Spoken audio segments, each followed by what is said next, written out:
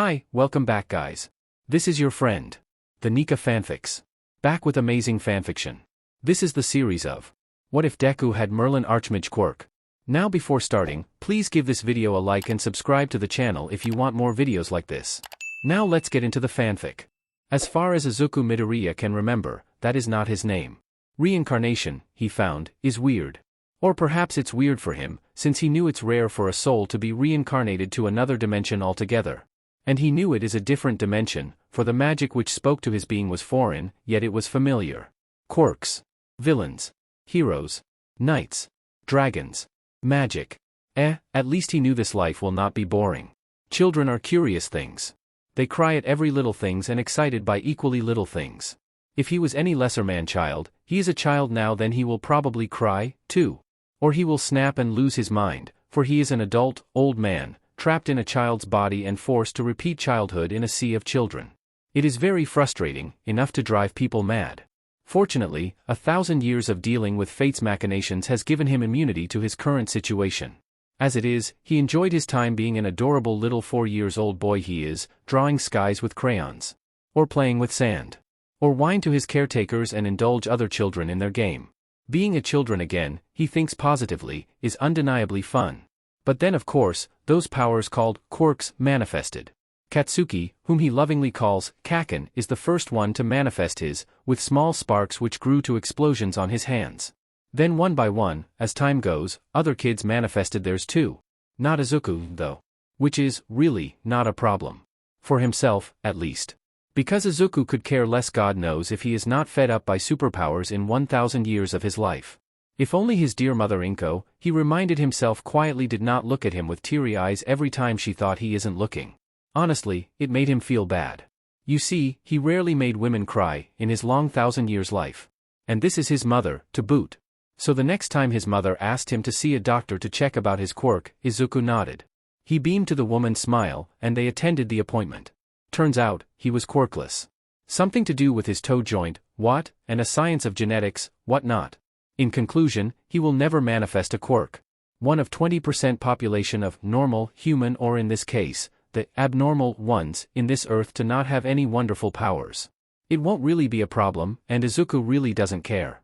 If not for his crying mother, he would not do anything. But his current mother is too soft-hearted. She blamed herself for his situation, and listening to her cries at night broke his old heart. So the next day, mother, look, he made the crane origami in his hands fly on its own with a tap of his finger. His magic will need a lot of practice to get used to this new body of his, but he's sure it will be worth it. Why, seeing his mother cry, again, in joy before she scooped him in her hands, definitely worth the trouble. And he is the Merlin, after all. Magic breathed in his soul, blessing his blood, wherever he go. To master them again will be easy. What will you name this quirk, ma'am? Magic. 2 pairs of eyes, 1 pair emerald and 1 pair amber, met his own green eyes. And Merlin grinned, wide and childish with his current features. It's called magic. Children, he mused. Such a simple yet complicated beings. Or perhaps it's just Kaken and his weird antics, he really doesn't know.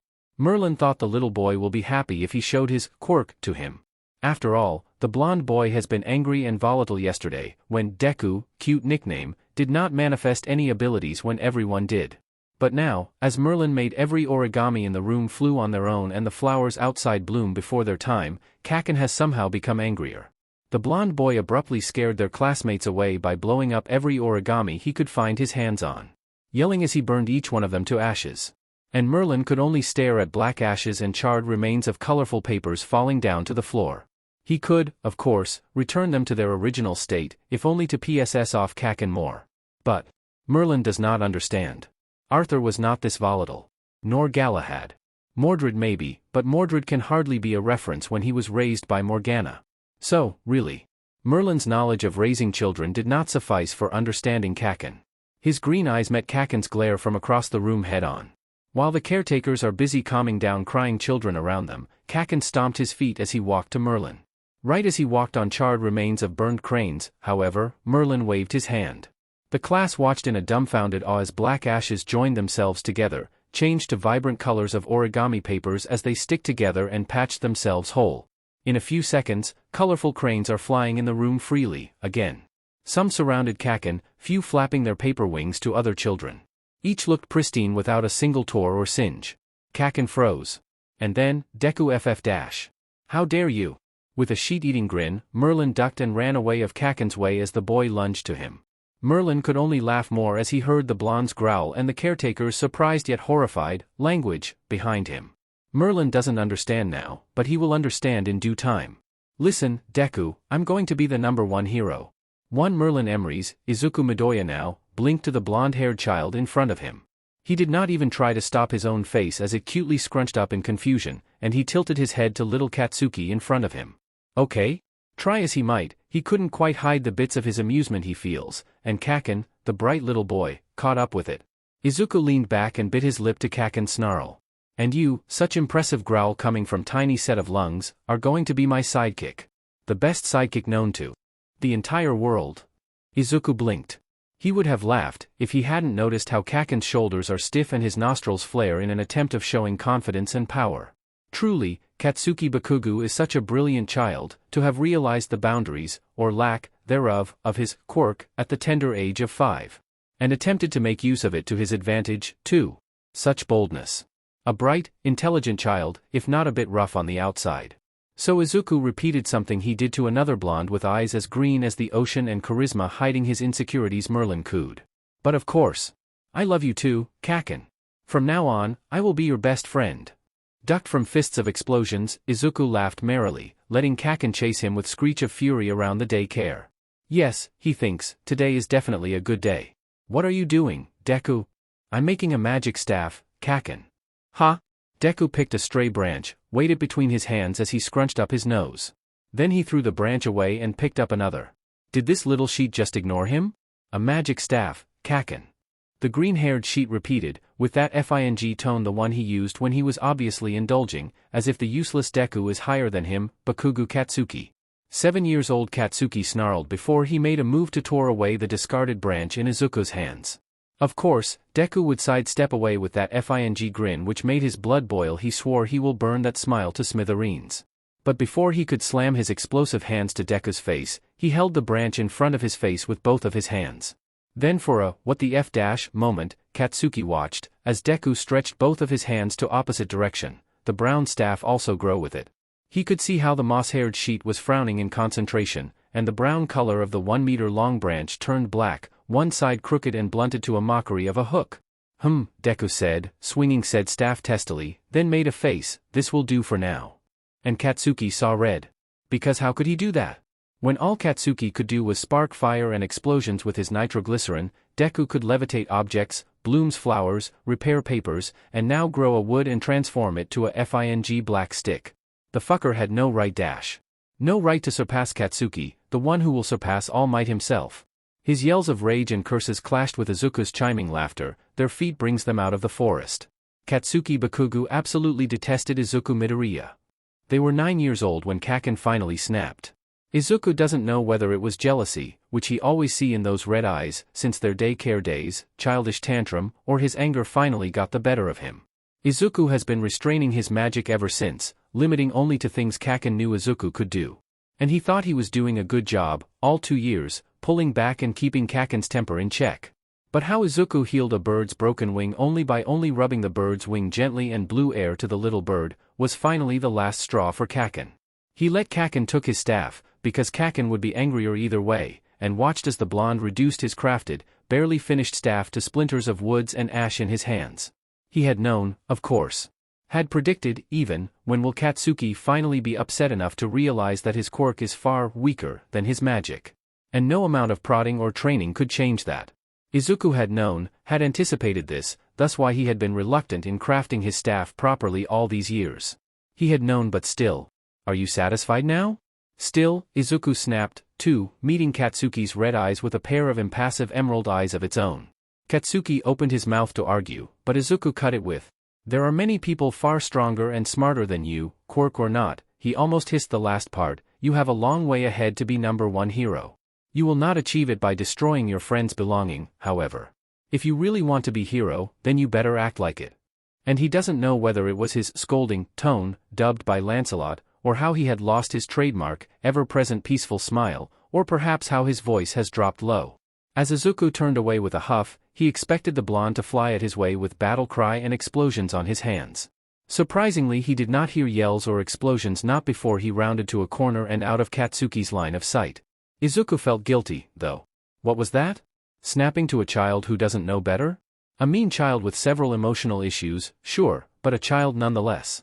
Izuku ran his hands on his face and to his hair, combing his messy green locks back. That was harsh, even for Merlin. Yes, he was upset, because he had crafted the staff for 2 years now. His progress on strengthening the staff was slow because he was still under 10 and it was hard to do complex incantations he normally apply on the staff while his so very young body is not used to it. But DMN, had he really thrown his 3 years long frustrations to Kaken? He had to apologize. Even when the childish part of himself, must be the effect of this body, made his tongue taste sour at the thought of apologizing. The next day, Izuku had to trail the blonde around and repeated his apology again and again before Katsuki snarled. Get the hell out of my sight, Deku. Not forgiven. Not forgotten. Frozen on his spot, his apologetic, genial smile turned sad as Izuku realized he had just lost a friend. And it made him want to cry. Excuse you, Merlin is not a crybaby. These tears? This is sweat. It was totally this body's fault. At the age of 10 years old, his friendship with Kaken has gone from non-existent to rocky, at best. A year has passed, and through Izuku's sheer insistence, Kaken finally acknowledged his existence, if only by subtle nods and glare. Izuku always smiled in return, cheerful yet understanding, though it was from afar, because if he get too close then it'd either Kaken growling murders or throw explosions on his face, depending on his mood at the moment. Merlin knew a precious gem when he saw one, even in the form of uncut rock, but Kaken was really full of rough edges. Needed a lot of work before he could shine. It's a long way for him to be a king, no, to be the best hero. At the age of 10 years old, Izuku's hair has grown to his back, since he begged his mother to never cut it. It reminds him of better days. Even if his hair is not quite the same color, but it reminds him of all the times children of the kingdom would come running to play with an old man's hair while he performed his magic to lure out laughs and claps. While he would quietly advise parents on their sickness or complicated situations, their children will braid his hair and put flowers on them. It reminds him of a tall, stone castle that stood strong with 12 knights who will always welcome him in the great hall, his place right beside the throne. Of brighter days before the war and bloodshed. It's a familiarity in this strange world. And even though it made him want to cry at times, his long hair also helps comfort his mind. At the age of 10 years old, Izuku also found a land of treasures. Well, normal people would say it's a land of junk instead, but they don't have the capabilities of turning those so-called junks to precious things. Which, without him telling anyone, he very much could. So with a smile graced on his face, his toes wriggling on the warm, smooth sand, Izuku waved his new magic staff, still ebony-colored, with white, pink, and blue ribbon holding green stone on the blunt crook of his staff and test the boundaries of his magic. His son was different, Inko had always known. For there are no other child who is as calm as Izuku, who could understand complicated words at the tender age of 3, who was rarely cry even from when he was a babe. And that's the most unsettling thing, isn't it? Inko had seen how other children cries because they are not allowed to eat ice cream, or fell down on their own, all little things which are normal to cry on for toddlers. But Izuku only pouted as Inko took his beloved chocolate milk away from him, smiled in understanding, before he cheered after. And he picked himself up the first time he fell, ignoring blood trickled down his knee. Her little son is mature. Too mature for his age. It doesn't mean that Inko doesn't love him, of course. She loves Izuku with all her heart, yet sometimes she hoped Izuku would be a little more whiny, or childish, so she could pamper him all she wants. Mother, look. Welcome home, Izukin, Inko replied, turning the stove off with a pleased hum. Ah yes, I'm home. But Mathier. Look. Suppressing a chuckle, she turned to see her 7-year-old son bouncing up in the living room. The little boy stopped in front of his mother, and pulled the big bouquet, and his whole body is covered with it. She is worried he would fall, of half-blooming, pastel green and fuchsia-colored roses in his hands closer to his little body. Inko's smile widens as Izuku's little fingers wiggles and he scrunched up his nose in concentration. Her little angel looks absolutely adorable. Happy birthday, mother. Inko heard Izuku said, softly, his hand pushing the bouquet to her way. Inko watched, unable to hold her gasp, as the roses bloomed on their own and seemed to sparkle in dim light of the house's lamp. And as she took the roses gently in her hands, Inko cried, I am mother? Oh my, I'm sorry mother, is this too much for you, after all? Tears rolling down her face, Inko laughed as she pulled Izuku to a crushing hug. Yes, his dear son was different, too different, as he was smart beyond his age and never even once called Inko mom or mama, always mother, but he is her beloved, smart, sweet son all the same. With a startled gasp, Izuku opened his eyes. The first thing he registered was, his whole body ache. And the second was, the sky has turned to a blanket of deep, deep blue with stars glittering on them. It was the second realization which made him panic. Then, as he forcefully heaved his body to sit, the ceramic floor beneath him immediately felt cold to his skin, and coupled with the cold wind of Dagoba Beach, Izuku shivered. Izuku gritted his teeth and winced as he stiffly moved to where his staff lays, not a meter away from him. With wind slapping the side of his face than the front, Izuku squinted his eyes to avoid his wild, long hair slapping and hurting his eyes. Once he took the staff in his hand, he rolled off a blue ribbon from said staff, and proceeded to tie his hair with it. Sheet, he thinks, as he slowly, painfully, pushed his body to stand. Mother will be very, very worried. A weary sigh escaped his lips, the image of his crying mother filled Izuku's mind. Even knowing how he totally deserves it by how he pushed his body over his current capabilities, it still made him very guilty and uncomfortable. He had to gift something as apologize to mother later, but first. Izuku tapped his staff to the ground, and the green orb on the crook of the staff shone with a bright light, illuminating his work for the day. The 10-year-old swallowed nausea due to the bit of magic he performed, and he looked around. Right beneath his feet and around him was an area covered with generic, ceramic floor. On the left corner stood a pristine, seemingly new refrigerator. A wooden table stood beside the refrigerator, along with a wooden chair. He lifted his staff for a bit and had to wince as he saw a dozen of junks surrounded him outside of the ceramic area, with stone cobblestones in front of him, tearing Dagoba Beach's sea of trashes to form a way out from where he stood. In retrospect, Izuku had to admit, levitating hundreds of junks to his desired place is not a good idea. He already suffered from nausea and dizziness even then, but he just had to continue on with rotting some junks away and then repair a refrigerator, a set of table and chair, and transformed sand to ceramic floor. To top it off, he formed a magical invisibility barrier around said area, which he could see shimmering softly every now and then. Building a secret base going great, and now he knew his current limit of his magic. Now hopefully, he could predict his development along the years. Sluggishly, he stepped outside of the area, staff still shining until he reached familiar road of his neighborhood. He really doesn't want to be home, if only to not face his mother. Mother, I'm home.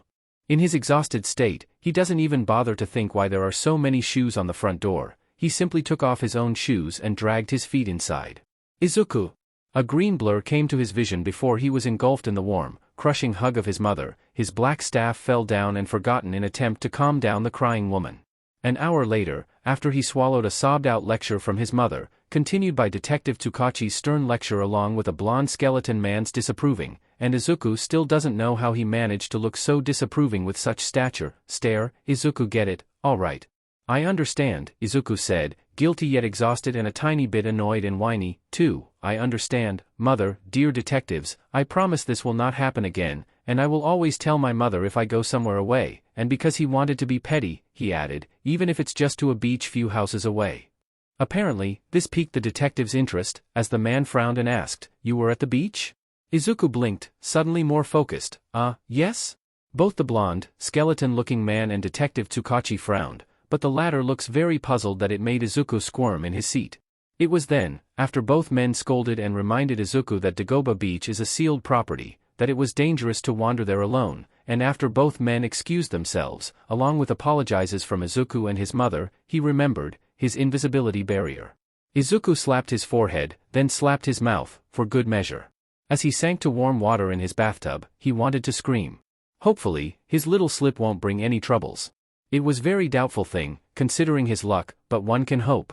The kingdom down below was a sea of colors, as common folk and knights alike mingle with each other. Colorful papers looks like as if they are flying around rooftops, tied to a rope from one tower to another, crisscrossing above the streets. The kingdom's banner, a blue dragon in the middle of white flag, framed by golden lines, and a golden writing of Fax Mentis Incendium Gloriae circling it, could be seen on few towers around the city. It is, after all, a glorious day to celebrate King Arthur's victory against Saxon invaders. A little relief in the middle of the waging war outside. What causes you to be so grim, my liege? In the back of his mind, he is surprised that he talked, seemingly without his consent. But a pair of sharp emerald eyes looked at him and he quieted. King Arthur leaned to the stone railing of the terrace, looking down to his beloved Camelot. As his pale face was illuminated by afternoon sun, he thinks, his king looked far too young, as if time had not touched him ever since he took the throne of Camelot. Yet he looked weary, as if the weight of 3 years ruling Britain seeped life out of his very being.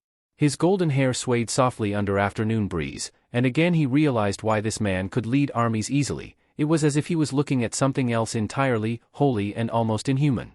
I couldn't shake this feeling, Merlin. The blond king murmured, something is waiting on the horizon. Something bad. The mage hummed, and I thought you never believed in such feelings. He teased. The king's lips twitched up to a small yet grim smile, and I thought you are the prophetic one here, Merlin. And he realized, belatedly, that time has stopped moving. The image of King Arthur in front of him frozen, grim determination on his youthful face left for eternal scrutiny. The birds stopped on their tracks on the sky, wings open and hanging, and if he looked down then he could see a woman fell down with baskets of apples hanging on air, abandoned by time. He looked at his hands, and suddenly it's not his aged, long fingers with white nails but small hands of a child, soft and untouched by hard work nor years and years of magic. And then he was Izuku again, not Merlin. Izuku again, in the middle of Camelot Tower's terrace, his king's concerned frown bore to his being. What do you see, Merlin? Images flashed and changed around him, from the festivities of Camelot to towering figure of All Might in the middle of ruins, facing some abomination of no face and incredible power. He blinked, and suddenly he was standing in the middle of the black, night sky, a star in front him shining and connected to another one, and then another, and another. Each connection grew the small star to supernova until he had to close his eyes to the bright light. And then, when he opened his eyes again, there's himself. Another Izuku Midoriya, older, with a black uniform of middle school, standing in front of the gate of high school UA Academy. And then it was changed again, still with himself, but instead of uniform, he is wearing green costume, running to a pale man with mangled hands covering his face. Kaken was there too, exploding villains left and right. A teen with red-white hair freezing a hulking figure of a monster while a brunette floats rubble, and another teen with engine on his feet running back and forth to save civilians.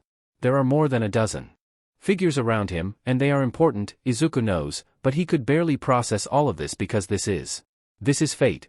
This is something that should have happened, without him. Izuku woke up with a gasp, fear obstructed his lung and pushed his body to sit on his bed. He tried to take deep breaths and exhaled softly, but even then, he needs some time to reduce his gasps. A dream. A prophetic dream. Sometimes, Izuku forget how fates are actually assholes. This is the times when he was reminded again on those facts. Izuku covered his face in his hands, trembling they might be, said gesture helped him to calm down. What do you see, Merlin? Izuku sobbed. Reminded of his king's face and his voice, reminded of how much he had forgotten his students and family all this time and how he would not be able to meet him because he always had something to do, a struggling universe begging for help. Izuku let tears fell down his face. When will they understand that this is unfair? When will fates let him meet Arthur again? Why does it always have to be him? This is not his universe, not his world to save, yet he is here and burdened with the responsibility all the same. This is unfair, unfair, unfair. I want this to end, he cried softly, silently. I want this to end already. Let me meet Arthur and the others, please, please, let me rest. Izuku was asleep with the crack of dawn, relieved to remember that it was weekend. He had enough of mourning for the night. Weeks passed, and Izuku lost his sleep day by day. His mother is worried, he knew. How could she not, though? Any mother would worry if they saw their 11-year-old child would wake up crying and sobbing in the middle of the night, refusing to calm down even when consoled. Izuku had even seek his mother automatically after a particularly nasty memory, of his time as Merlin, of war, of the fallen kingdom, or a vision. Kaken was taken away. Why was he taken away? Izuku knew he didn't help his mother by telling the bare minimum, I have a bad dream. I dreamed Kaken. He's hurt. I saw All Might with blood, but how could he tell her, really? How could he say that he saw possibilities of the world's chaos? He braved through his mother's concerned stare, feeling guilty as he clutched the cup of warm milk in his hands. I think I'm fine now, mother. Can I go back to sleep? Are you sure, Izuku? Yes, mother, I'm sure. All right then. Gently, his mother accepted the cup from his hands.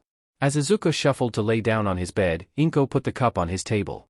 She sat down on his bed, tucking his small figure and stroked his hair. Moot her, I'm fine, Izuku whined, partly because this is embarrassing and partly because his mother looked tired. Inko chuckled, before she gets up and turned off the lamp. Sweet dreams, Izuku. "Thank you, mother." Yet as his mother disappeared behind closed doors, he whispered rather forlornly, "I wish." He did not have a sweet dream after that. In fact, he had a horrible one, of a mighty fight between All Might and a nameless, powerful man, trading blows and shaping landscapes to their power. The man is not strong, no, but he had dozens countless of quirks that Izuku, as ghostly bystander hidden by forest, had difficulties trying to keep up with it. But All Might was relentless, and the fight was back and forth, more and more injuries sustained on both sides. Yet, Izuku felt dread in his body every time All Might sustained injury. Izuku would have vomited or cried as he saw All Might fell, a hole covering the entirety of his abdomen. Yet he get back up and continued his assault. Not too long after, the battle ends with All Might blowing the man's head, before he himself collapsed, his bulky form deflated to a gangly, skeleton man. Translucent emerald eyes widened in surprise. Wait, that man is... Izuku's momentary distraction disappeared, as the villain formed a portal underneath him. Izuku doesn't know how with his head gone, but he knew a teleport gate when he saw one. Bile rose to his throat as he saw the figure disappeared, All Might still unconscious and dying. But this is not the future. This should have happened. This is... What, Merlin, didn't you tell me you were omniscient? Are you lying to me, you fucker? Are you lying to father? Mordred's voice rose, and he couldn't help but laugh at his set-off voice. I am not sure myself. Everything happens to fates' will. I am simply their humble tool. Humble my butt, you dumbass mage. Clarence swiped to his head, but he stepped away lightly, grinning to the knight's growl. And... this is, again, his inheritance. Izuku woke up as the sun rises, not 2 hours after his last sleep. He felt sick. Very sick, in fact, that he had to stumble to the bathroom. Predictably, he vomited in anxiety, and his headache was too much for his small body to contain the weight of omniscience knowledge and magic heavy in his head. There's a panicked cry, most likely from his mother, and when he woke up the next time, he was on hospital's bed. His mother has been crying again, but at least the next time he had headaches, he will have pills ready in his hands. Middle school SCKS. Pardon him, middle school is boring. Or perhaps it was his mood which has gone steadily worse by his dreams. It doesn't help that his dreams are becoming more and more vivid as time passes, as if he could smell the air and feel the pain of the figures in his dreams. It's a part of being attuned to nature and world itself, it's a gift and a curse from his magic, he couldn't help it but it is very exhausting. The last time the dreams and visions started on his last life, at the tender age of 10 or 12, it was not this bad. Maybe because his previous body, which was not exactly a human's body, born from a creature of magic, has adapted well with magic from the start. And this one is simply a human body with an ancient soul. In turn, he has not been enthusiastic to school. His smiles are indulging and patient at best, and forced at worst. Fortunately, it seems like his mother has informed his teachers of his issues. After all, how could they ignore Izuku who slept in the class? He got out only with scolding and light warning, pity in their eyes. Kaken, as smart as he is, has already noticed this, too. And the explosive-born continue ignored him, if not steering out of his way altogether. But, oi, nerd. Not today, it seems? Izuku stirred, half asleep still, as he struggled to stay awake earlier in class. Now the class is empty, with him thunking his head on the table and Kaken looming over him like a threatening figure. Wake up, you shithead. Kaken sounded annoyed more than anything, and his hands shook his shoulder gently. The realization that Kaken willingly talked and touched him, even gently at that, finally snapped Izuku's eyes open. Slowly, he pushed himself to a proper sitting position, and yawned as he fixed his hair tie. Go the F home if you come just to sleep, dumbass. The blonde's voice has retained his growl now, and Izuku blinked to his friend's scowl. Said scowl deepened as the blonde rudely dumped a bento box on the table, the clattering sound made Izuku wince. Pair of emerald eyes watched as Kaken stomped out of the room, slamming the door closed, too. Izuku peered to the bento box, and opened it, to see it is his own lunch. He forgot to bring it today, it seems. Kaken delivered this for him? Izuku picked the chopsticks, and couldn't help but to beam cheerfully. It's a start to mend their relationship. And Kaken took the first step. How amazing is that? Because he saw a much more volatile Kaken than this one, who bullied him relentlessly, who singed his hands and burned his notes. Because he saw a Kaken who, despite his heavy faults, would work his insecurities for the better in the future. He knew how Kaken could become and how he would become, but this one is definitely different. Izuku knew, this one is shaping to be someone else, someone better, and Izuku is ecstatic with the possibilities. Kaken is still his best friend, after all. The green-haired prepubescent opened the class's window, and hollered. Thank you, Kaken. Far across the field, Kaken snarled, and explosions bloomed from his fingertips as Izuku waved cheerfully from the class. Yes, it was definitely a new start for beautiful friendship. There's something wrong with the nerd. It started a few weeks after his 11th birthday. And Katsuki knew this because the class clapped and wishes the fucker good birthday, not because Katsuki remembered it from their childhood mini-parties. He could care less about the shithead himself, the annoying prick. The extras around him, who claim to be his friend's worth sheet compared to Deku, but they are still alright compared to the nerd himself. And if he observed the green nerd discreetly, it's not that Katsuki missed him, you old hag. Anyway, Katsuki, and only Katsuki because everyone in this class are obviously useless extras, noticed that Deku has taken few days off, and when he returned he looked deathly pale and tired. It's wrong. It does not suit Deku at all. Even his ever-present smile made Katsuki want to wince. Of course, there are days when Deku looked better, but his eyes are always surrounded by black bags which made his skin crawl. And then, a few weeks after, Deku took another day off. Only to return with a bottle of pills in his hands, and get away sleeping in class like it was his FING privilege. Teachers looked at him in pity, and even when the extras are confused, they accepted their teacher's decision begrudgingly. What the F is wrong with him, though? That's what he wanted to know. But it means he had to ask the fucker directly, and the thought of that sheet nerd smiling goofily while avoiding answering made him snarl, explosion on his fingertips. Just the thought alone. Oh, Katsuki-kun. Could you help me for a bit? His scowl was directed to Manami-sensei, a biology teacher, and Katsuki almost smirked in satisfaction when he saw the wimp teacher's smile froze. He stepped closer to her, and waited for what the hell did he have to do, it better be quick. The nervous figure of Auntie Inko stopped him from asking, though. You are in the same class with Midoriya-kun, right? Katsuki nodded dumbly, having a brief staring contest with Deku's mother. The woman broke it first, as she pulled a small bag and handed it to him, firmly. Could you please deliver this to Izuku, Katsuki? Izuku forget to bring his lunch today. Somehow, he could hear the underlying threat in her words, and how the hell did she manage that with that smile, he doesn't know. His right hand accepted his bag easily enough, and Auntie Inko smiled. In approval? What the F dash? After that, Auntie Inko quickly departed, and Manami-sensei obviously is nervous being around him for too long, so Katsuki walked back to his class. Deku, unsurprisingly, has fallen asleep on his desk, his long green hair fell away from the edge of the table. As Katsuki watched his face, he couldn't help but to notice how pale the sheet's face is, even in sleep. He looked troubled, as if resting is something hard to do. What a useless F dash. Can't even FING sleep properly. If this nerd is this useless in life, then Katsuki would gladly drag the dumbass to life properly. He looks like he needed it anyway. The little sheet better thank him later. With embarrassment, Izuku admitted, he had neglected his secret base on the beach. But really, could he be blamed, when all his dreams wore his health down so? In the following weeks of Bento DLVRY Day, Izuku would say that he has handled his dreams well. It took painful efforts of trying to concentrate in the middle of realistic dreams, generous amount of repeated, just a dream, like a mantra, braving himself through blood and literally explosive battlefields, and then trying not to lose himself in a black sky full of stars. If he could still remind himself that it's just a dream and just concentrate, then the dream will somehow show some near-future vision. No longer Izuku saw flashes of other people's life, or a past event, no longer he saw an apocalyptic future. Most of his dreams lately consists of classroom full of eccentric teenagers, Kaken, and the tall building of Yui Academy. And if he concentrate further, then he saw a sludge, a sewer, and the feeling of horrible, horrible suffocation, his lungs burn and he is drowning.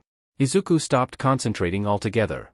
Speaking of Kaken, for now, Izuku could cheerfully say to his mother that Kaken and him are friends again. Well, at least in Izuku's eyes. Because really, there's no reason for Kaken to keep waking him up after he fell asleep. Or bring his bento box, which sometimes Izuku left intentionally. Or allow him to lean his head on Kaken's shoulder to sleep. ERD. When Izuku fluttered his eyes open, he immediately yelped due to a stinging pain on his nose. Instantly, he rubbed his surely reddening nose. But his nose had not yet healed when his cushion suddenly disappeared, leaving a disoriented, sleepy teenage mage to slam on the ground.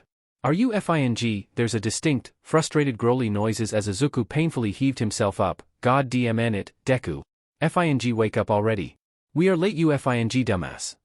Late? It was then, after Kaken pulled him and dragged him back to the classroom, when Izuku finally sobered enough in the middle of a lecture, Izuku realized, Kaken has lent his shoulder for him to sleep. He didn't stop smiling for the rest of school day, it creeps Kaken out enough to make the blonde hit him rudely with English dictionary, but hey, he is happy. Between Kaken's very generous help and his medications, Izuku's condition has upgraded to near healthy now, and with it he was able to visit his abandoned base. Not much things has happened, fortunately, thanks to his protection and invisibility barrier. Izuku tied his hair with his ribbon and knocked his black staff to the ground, lifting dozens of trash at once. But, okay, that was too much, apparently. Izuku wanted to vomit already. Let's just start with crafting a hat holder or something small. It was a week after his 12th birthday. It was after Izuku finished widening his ceramic floor, crafting homey walls and roof and charmed sofas and a wooden table new. When his kitchen was finished but not perfected, when his hut has become homey enough for anyone to feel comfortable to live there with the beginnings of a small garden, because it's not a mage's hut without garden of herbs, in front of his hut, that he met All Might. Or exactly not All Might, but rather, Yagi Tashinori. Izuku was walking along the beach, barefoot, trying to find pieces of gold or silver among the junk. While constructing his garden is a priority, he had no herbs to plant right now. He could conjure one with his magic, but then it would hardly be useful to make any potions he want. Acquiring some seeds and small herbs would have to wait until next week, so now he focused himself on something else, crafting his sword. While Merlin was not a fighter, but he is a mentor of Arthur, and swordplay is his forte. Izuku doesn't think he would fight too hard in this life, oh no, not if he had any say in that. Not if he could raise kings with his magic. But it would not hurt to craft a sword, just in case. Thus, he began collecting small pieces of gold, from bracelets, rings, other jewelry hidden behind rocks and dozens of junk, and silver. Because he liked his shiny sword and he is a bit petty too, so there, he liked to show his sword to other than actually using it. Some iron, but they are everywhere here, he just had to find some with a good quality. His black staff was up, pieces of untied ribbon swaying in the air, and his other hand was moving like he was a conductor commanding an orchestra. As he is moving and levitating whatever he wanted to his location right now, it was not really off the mark. Only after a dozen pieces of silver medallions, golden rings, and other dirty jewelries formed a circle of flying objects around him, did Izuku realize he has an audience. The teen's head snapped to where All Might Yagi Tashinori was standing, looking like a skeleton man he is, but with wide eyes and jaw dropped in obvious shock from his posture. Sweating bullets, there are many things going on Izuku's head at the same time, none of them are good. 1. He had been using his quirk without authorization to do, sort of, vigilante activity. 2. He could be captured for robbery, with all these gold. 3. He could be captured because he broke to a private property. 4. He could be jailed for robbery and broke to private property. And what would become of his mother then? Will she cry? Is she going to be disappointed? Oh God, it will stain his reputation, and UA is known to not accept any delinquent, and what if he failed the entrance exam then? What if he didn't enter UA? Will this be the end of him, Merlin turned Midoriya Izuku? It was a tense, awkward moment, when Izuku stared at Yagi and Yagi stared back at Izuku. None of them spoke. But then Yagi shifted his footing on the sand, and Izuku ran. And he doesn't stop until he reached his front door, panting heavily. He might have heard the man call him back, but really, Izuku is too panicked to stop. Later that night, under the safety of his blanket, Izuku cursed himself to Camelot and back. Who was he, to think that All Might, of all people, would sold him to the police? It was All Might, for God's sake. He was like, the kindest hero out there. The man would be willing to listen if Izuku did not bolt out, and maybe now he could already brew something to heal his insides. Stupid, stupid Izuku. This, too, is totally this body's fault. DMN reckless teenager hormones. It may be a coincidence, but Izuku has learned that in his previous life, there is no such thing as coincidence. It's more like fate's plan, really. So when he saw Yagi Tashinori the next day, still on Dagoba Beach, both of them on the same position as their first meeting yesterday, he knew, instantly, that they were meant to meet each other. They are even locked in the staring contest, again. The sunset was warm, yet the wind was cool on his skin. They swayed his long, curly ponytail and his ribbon, as well as the man's blonde hair. But what should he say, really? Maybe Izuku could begin with an apology? He was rude yesterday, running away from the man. His dear mother will be appalled if she knew that his son has been running away from an innocent, sickly man. But should he introduce himself first? Technically, even if they did meet once, it's no guarantee that Yagi-san will remember him. And it would be weird if he just said the man's name, because he had not introduced himself that time. Well, maybe Yagi-san did introduce himself to his mother, but not to him. Then maybe after the introduction he could ask the man politely to not report him to authority? If things go smoothly, he could even offer a good luck charm or brew a healing potion for him and… Izuku's train of thought was cut off by a loud coughing. Green eyes widened in horror as he saw Yagi-san. All Might, this is All Might spits blood from his mouth. Why, are you okay? Instantly, Izuku was beside the manner forgotten in favor of offering the man white handkerchief. At the same time, he put his right hand to rub the older's back soothingly, subtly feeding his magic to his ribs and empty abdomen to ease the man's pain. I am fine, all Yagi-san said, a smile on his face. Really, this happens every time. Then you are not fine at all. Sunset's wind is kind of cold, it might affect your health, too. Izuku insisted, come on, I know a place for you to rest, it's close, I can brew tea for you there. I think I have chamomile and some honey to ease your throat. No offense, sir, but I think you have an early case of flu. I also have some mint if you like something more refreshing. And Izuku abruptly paused, thrown off by the blonde's look of confused, odd, conflicted expression. He blushed. I'm sorry, I tend to ramble when I panicked, but will you accept my offer still, sir? He did not fidget, mind you. His hair just annoys him, is all. See, he even tucked some loose strand behind his ear. He did not fidget in front of All Might at all. DMN his childhood adoration. Of course, young man. Did he just say? Izuku blinked, looked at the man's smiling face, and he beamed. Okay, right this way. And it really is not far, it's just that it was hidden by a mountain of trashes. Izuku led Yagi-san to a small patch of sand where a single white lily flower blooms in the middle of junk, seemingly untouched and new. He plucked the flower, kissed the flower with his lips, and gently threw the flower to a wall of junk in front of him. He watched, with satisfaction, as the wall of junk rippled and disappeared to thin air, leaving a trail of cobblestones which lead to a small garden of green grasses. A small house stood there, looking like every generic Japanese minimalist house, green pastel paint and chocolate door. Green vines crawled on the surface of its walls.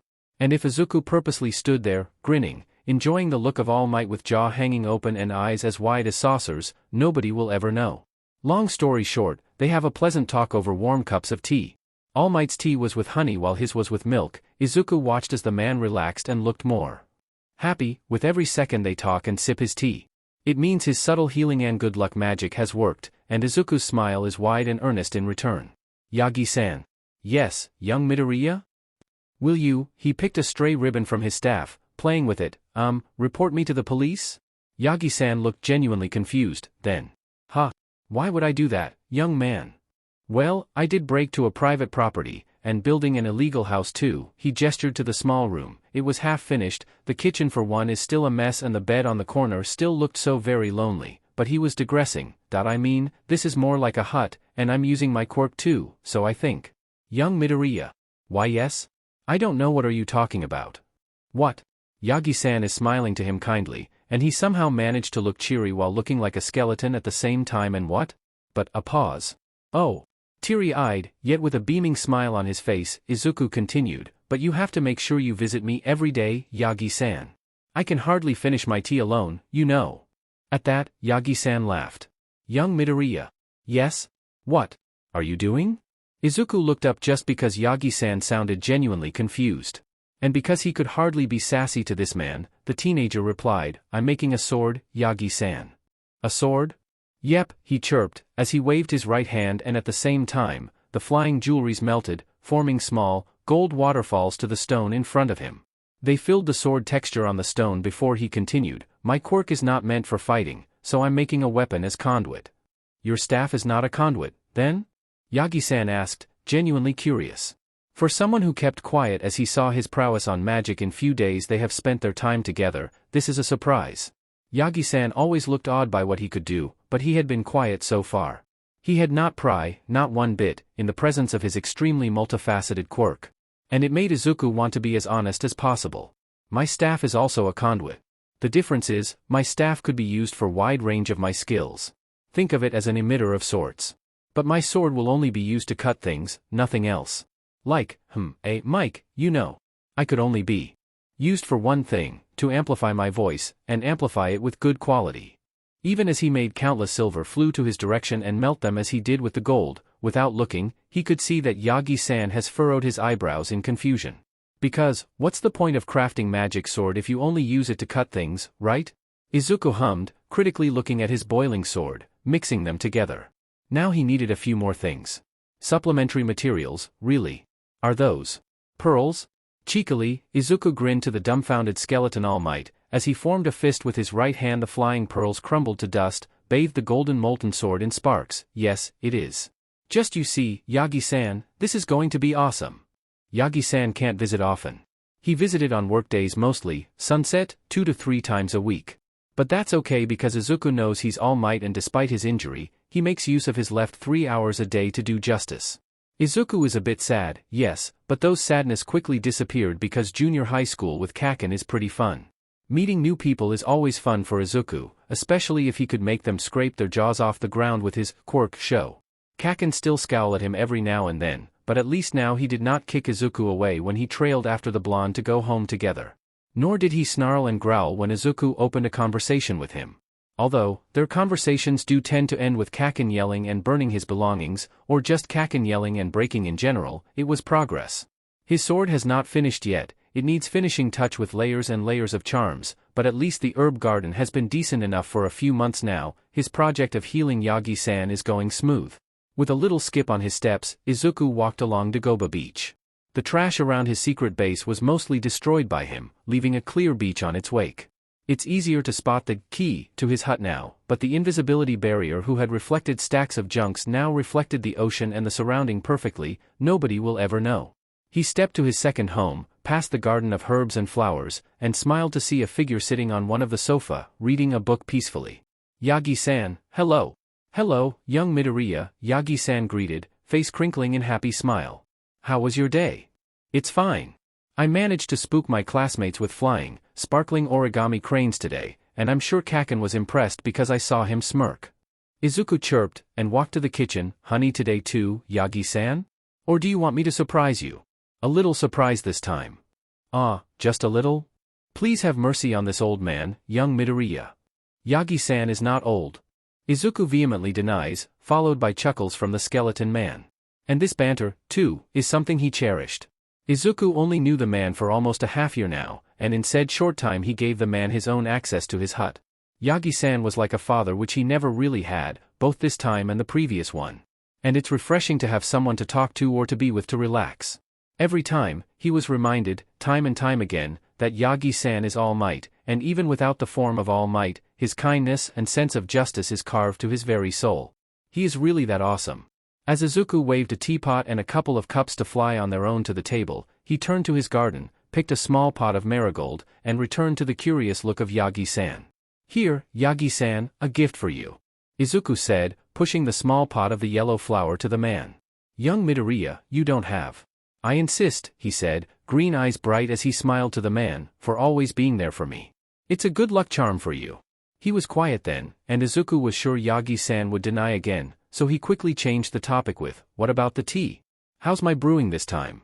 Come on Yagi-san, you are my best tea recipe tester. And it worked, as the blonde put the pot of marigold down and sipped the tea in his porcelain cup. It was fun to see the man's face transform from frown to a grimace to a genuinely surprised look, then return to a frown. This is better than before, I suppose. Really? Do you like it? Anything I should add? Yagi-san tilted his head then, thoughtful, maybe a little vanilla or honey would help. Izuku made a face then, that's what you said last time too, Yagi-san.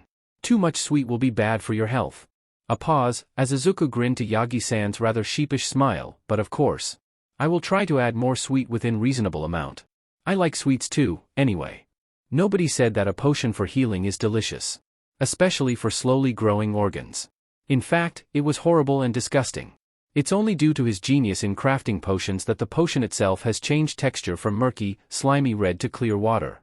It was due to his magic that the taste could be masked with the tea. It should not be possible to add any sweets or any flowers to mask the disgusting odor too, but again, he is the Merlin after all. If he so will it, then he will achieve it. When Yagi Tashinori found Midoriya Izuku, on that fateful day, he never thought that he will find a possible successor. In fact, watching the boy unravels undetectable illusion, melting gold, moving objects and rotting them with a wave and a touch of his hand is unsettling. Dangerous, was what he thought. But he was also a mere boy, one with good heart and easy to cry, at that. His purpose of visiting was to know more about the boy, to observe and to know if he was a threat. But even with dozens of terrifying quirk, or is it quirks? Was it possible to have so many skills as one quirk? It reminded Yagi of that man, time and time again, young Midoriya proved himself to be a good child with heart of gold. Yagi did put some suspicion on him that day when he came back from his tea session with the boy and he vomited blood for 5 minutes non-stop. Was it possible that the boy poisoned him? He thought, does he know who Yagi really is? Did young Midoriya trick him? Does he have any link to that man? It would certainly explain his quirk and his knowledge of who he really is. Yet amazingly, as he asked for Recovery Girl's input, he was surprised to hear that Yagi was actually getting better. It seems like there are leftover poison from his latest fatal fight, which hindered the rate of his healing. And him vomited blood truthfully vomited poison which mingled in his blood. Young Midoriya wouldn't have known about that. He wouldn't have known, yet how? Yagi never asked about it, though. Just like how he had never asked about the young man's quirk. Young Midoriya will tell him if he is ready, Yagi thinks. A spirited young man who wore his heart on his sleeve, who blatantly, boldly said, "My quirk is not for fighting," where he could clearly slam anyone down to smithereens, melt them, or rot them to dust. A young man who chose to craft a sword from junk only to cut. And Yagi would like to think that he had not made any mistake in handling the boy. It was the right thing to not call Tsukachi that day. It was the right thing to keep coming and keep drinking tea. It was the right thing to listen to him talk and share some of his own stories with him, letting the boy show him wonders of his quirk. It was like he had gained a son. And the small pot of marigold. Whatever the boy did to it, it certainly worked. Because when he returned from work weary, when he was told to stand back because his 3 hours mark was near, when he felt useless where he should save everyone as #1 hero, the marigold made him feel lighter. Yagi just have to sit beside the plant, water it for a bit or cut some yellowing leaves, and suddenly he felt fine. Suddenly he could breathe easier because the phantom pains in his body has disappeared. And if Yagi needed to cry then he could almost see that the flowers blooms wider. As if telling him it was okay and there are things to look out to in this world. Really, it was almost magical. Yagi-san, try this one. It's a mixed brew of rose and chamomile with a dash of milk and mint. Yagi sweat dropped, looking at the cup of tea in his hand. That's excessive, young Midoriya. Said 12-year-old teen squawked, his freckled cheeks flushed in embarrassment, but it is good, he insisted, you have to try it first. Young Midoriya himself, Yagi thinks, smiling as he saw the boy waved his hand and pieces of herbs flew to the steaming teapot on the stove, and another wave where a spoon flew to his direction, ready to be picked by his hand, is magical, he supposes.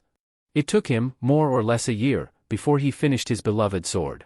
The sword was thin and pretty light, if he were to stab the pointy end to the ground, it stood to his waist, easy for him to put both of his hands on the handle to stand majestically. Well, at least Izuku would like to think that he is majestic in that pose, but no one can beat Arthur and his Excalibur in the same pose. Anyway, he is digressing now. Back about the sword, it was silver, almost bone-white color. It glitters as if stars was put on the entirety of the blade, stars on pale golden sky, if it was put under sunlight. His sword is absolutely breathtaking. Yes, Izuku Merlin loves his belongings to be pretty and eye-catching first, rather than actually harmful. Sue him. The handle was silver, too, with deep yellow ribbon covering it, a piece of ribbon swaying gently in the air. A pair of wings was carved on the place where the handle met the blade, a match with the sheath, white-colored, with a wing curved on the entirety of one side, and then another on the other side. The sword will grow in size as he grew, it could teleport to its sword holder on his waist if Izuku ever lost it, it could self-clean itself, and it is strong enough to be practically unbreakable as long as Izuku concentrated on using the sword. The most important feature is, he could control wind current as Izuku pleases with the sword. And that's why it took so long to finish. Merlin is a wizard of nature, he is attuned to the world and to fates, but elementals. That's a different story. Elementals are, in Merlin's eyes, they almost could think on their own. It's hard to ask them to do what Merlin wanted. Simply put, if the gods and goddesses of his world also exist here, then they would be governing their elements and they for sure disliked a pawn of fate to play with their territory. And even right now, as Izuku, he doesn't want to risk anything elemental related. Not too deeply at least. Even with his specially crafted sword, he could only ask wind current around it to slash, not to evoke a storm. Gentle breeze is practically impossible for him, too. The first time Izuku tried his sword, he moved his sword to slash a horizontal and then vertical line, a good few hundreds meters away from a broken, rusty car on the beach. Where Yagi-san scrapped his jaw off the ground when there are horizontal and vertical slashes on said car, Izuku himself frowned. Those slashes are not wide enough to cut the car clean to pieces. They wrecked the body, sure, but it wasn't separated to 4 pieces. In summary, it didn't do as he want. I wonder. What is wrong though, where did it go wrong? The incantations? The materials? Not the place for sure, because beach is practically a territory of wind. But even then. Is it the magic feed then? Or young Midoriya? Yes, Yagi-san? Izuku turned to the blond man, missing the pale-faced look on the man as a half of his mind still wandered to work on this problem. Don't you think it's better to train your sword skill first? A blink, and Izuku did a double take. I guess that's true, too. The teenage mage nodded, remembering that sometimes he did make his creation went mildly sentient by feeding his magic continuously. If it's the same case as this one, then it's a possibility that this sword is simply rebelling because he didn't deem his wielder worthy. Izuku lifted his sparkling sword up, inspecting the glint of the blade in the summer sun, squinting. It would be a bit problematic if this one is also mildly sentient. More so if the nature was close to Rangaminiad, Arthur's beloved but snarky lance. How he hated that silvery lance. My boy? Viridian eyes glanced to Yagi-san, and he had to held back a grimace seeing how pale the man is. And how he slightly shivered under the beach's wind. Swiftly, he returned the sword to its handle and smiled, rather sheepishly, to the blond man. It could be the problem, Izuku admitted, my sword skill, that is. I can start training by tomorrow. Now, let's have a nice cups of tea, Yagi-san. Ignoring Yagi-san's protests that he didn't want to disturb Izuku's training schedule, and that he had to start soon, Izuku steered the pro-hero to his hut, laughing. Today, maybe he can experiment on some love Vera and honey for Yagi-san's potions. Izuku is not proud to admit that his relationship with Kaken has hit stagnancy, if not dropping altogether. If, before, Kaken talked to him and even walked him home if he was too delirious to stand up straight, now he is avoiding Izuku. It could probably because he is actually getting better, with his medications and practice of blocking visions, he is well rested. Although, he did have to let his visions run rampant 3 to 4 times in 2 weeks or so, if not then he will be put in a magic-induced sleep coma by his own magic so that he could know what's up. Because clearly, the tale of the world waits for no man. The last time it happened, it was weekend, and his dear mother, bless her soul, had let Izuku slept in. If not, then he couldn't imagine her panic seeing her son cannot be waken up. When he did let his vision run rampant, the morning would put him in a foul mood. Because he hated that man with fire, burning his son and cast his wife in eternal sorrow, he hated how Sir Night-Eye was lowered to a bed of flowers, he hated how the police abandoned a child to be taken by the supervillains, he hated how Kaken was quietly pleading, "Don't come," as he was dragged away, he hated everything of it, because he knew he could do nothing but watch, when the time comes. Anyway, maybe it was because the other students tends to flock to him as his condition is okay for most of the time. Even when he was in foul mood, he was still a gentleman, even in teenage form, and his classmates replied by expressing their concern to him. Izuku is happy to receive that, of course, but on the other hand, this puts Kaken in the observation standpoint, and he did not interact with Izuku at all. And as Izuku walked down the road to the herbal shop nearby, he thinks, ugh, yes, he knows he's acting like his relationship with Kaken is a big deal. If people knew then they might paint Izuku in a creep or nearly obsessive side, but Izuku as Merlin is a hero maker, first and foremost. He would not fight in this universe, he would put that burden on heroes around him, his classmates, his teachers, even All Might himself. And it would be better if he could build a champion as early as possible. This universe's firepower is, again, already lacking as it is with One for All in a dying man's body, not to be inherited anytime soon. And he chose Kaken to be his champion. Not to be biased, but he knew Kaken is important, he could grow to be something great and then beyond that as well, with the right guidance. He could, of course, pick Shudo, considering his quirk. But Shudo is currently lost, he had problems Izuku needed to fix first which he can't do right now, limited in movements as he is and by then, it would already be too late for him to be his king. With Kaken, however, he knows very well what is the problem, and he could begin working it from now on. His musing was cut as he flinched, a gunshot rang from across the street. Pair of emerald eyes looked, to a bank across the street, people running as the window's glass broke and he could hear threats yelled by his sensitive hearing. Izuku would walk away, really he would, if not that spiky, blonde hair sprouting from inside the bank. Kaken was there. It means Auntie Mitsuki could be there, too. Not thinking twice, Izuku crossed the street, apologizing for almost getting hit by a car because he was running, and stopped right the front of the crowd. There are 3 villains, he could see, and all human. Yet none could move farther as 2 of the villains was pointing guns at the crowd. One villain, a male formed the posture, lifted his right hand up and he could see pieces of broken glass floating around kneeling hostages in the room. Those, to his worry, included Kaken, who scowled to the leader, and Aunt Mitsuki, who was holding Kaken's hand, to prevent him from jumping and doing something reckless. Right. Well, Izuku needed a plan. Quietly materialized his black staff, transforming it to a walking cane. Izuku purposely stumbled forward, knocking glass shards. He almost knelt to the ground, positioning his right foot bent to a stiff, almost unnatural angle, making a lot of noises. As expected, the villain's attention quickly turned to him, and Izuku made a show to struggle to stood up and awkwardly flails with his cane and his injured right foot. Soon enough, he was dismissed, again, as he expected. Such simpleton, Izuku quietly thinks. All he wanted was an eye contact with Kaken, though, and he already accomplished it. A slight nod was given to Kaken, and though the blonde's scowl deepened, Izuku knew Kaken would understand. Izuku tuned out threats and taunts by the villains as they waited for their money to come out. He could wait pro heroes to arrive, of course. He knew the manager is also waiting for pro heroes, stalling as she is. But, hurry up. Do you want all of them to die? But he knew they are still a good few hundred meters away from his position, and by then, those floating glass shards would already at least slit 3 of the hostages. Once the leader's attention was turned away from the crowd, Izuku knocked his cane down. Once, the glass shards on the ground around him turned to pink petals of cherry blossoms. Twice, third, fourth, with every knock, as he swiped his viridian eyes to the floating glasses, and every glass he could find, all of them dissolved to pink cherry blossoms.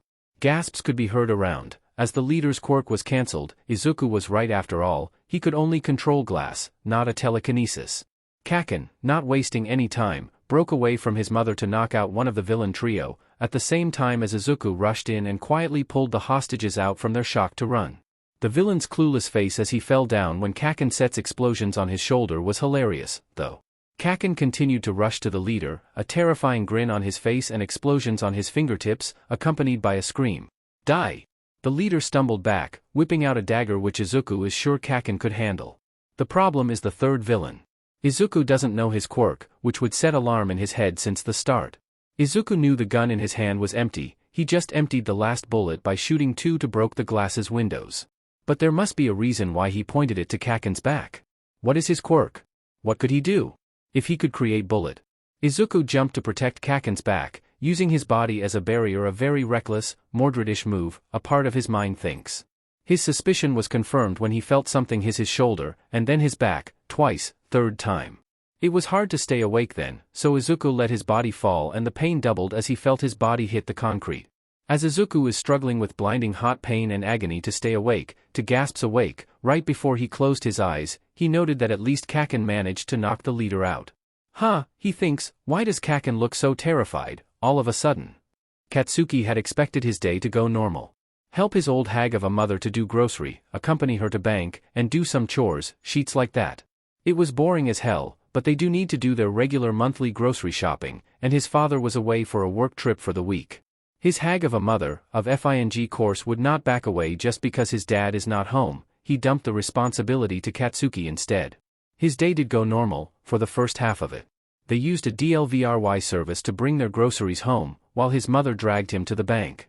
Apparently, there are still a sheet tons of things to buy, but the old hag need to pay something to the bank first.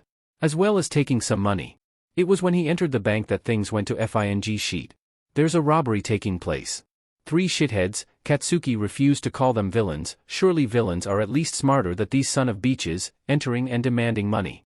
People froze, and it apparently snapped the supposed Big Sheet, so they broke the window, forced all of them to kneel, while Big Sheet revealed his quirk to be glass manipulation or some equally FING lame ability to be able to make the shards of glasses floats threateningly around their necks. It was FING annoying, really. Katsuki could have blown these FING failure of a creature to smithereens, but knew his old hag of a mother had to hold his hand in a motherfucking death grip and a warning glare which promised pain and suffering if he ever did broke free. Katsuki replied the glare with one of his own, and furiously glares to every villain he could find his hands on. He felt so useless. And he hated it. Him, Katsuki Bakugou, who would become #1 hero, is defeated by bunch of no-name dumbfucks shitheads failure of a villain. Not too long after, there's a commotion around the crowd. Katsuki refused to admit that he was relieved to see Izuku there. With his stupid outfit, he always uses a long coat, no matter the weather, and his stupid staff-turned-cane, stumbling in an equally fake acting which made him want to cringe. Even his curly long green hair is tied to a ponytail with pastel green colored ribbon, falling down his shoulders messily, creating a perfect image of disabled hobo. Katsuki's red eyes met Deku's bright, viridian eyes. He caught the slight nod, too. That means the nerd had a plan. Katsuki suppressed the urge to show a smirk, maintaining his scowl. He waited, and not at all disappointed when there is a raining cherry blossoms in the room not too long after. He knew it was the floating glass shards without even looking. One careful explosion on the shoulder of one in front of him, and then he was rushing to the leader, grinning and yelling his trademark. Die! The big sheet pulled out a knife. And that's fing cute, because Katsuki simply stepped away to explode his wrist. The knife fell down with the fucker's hiss.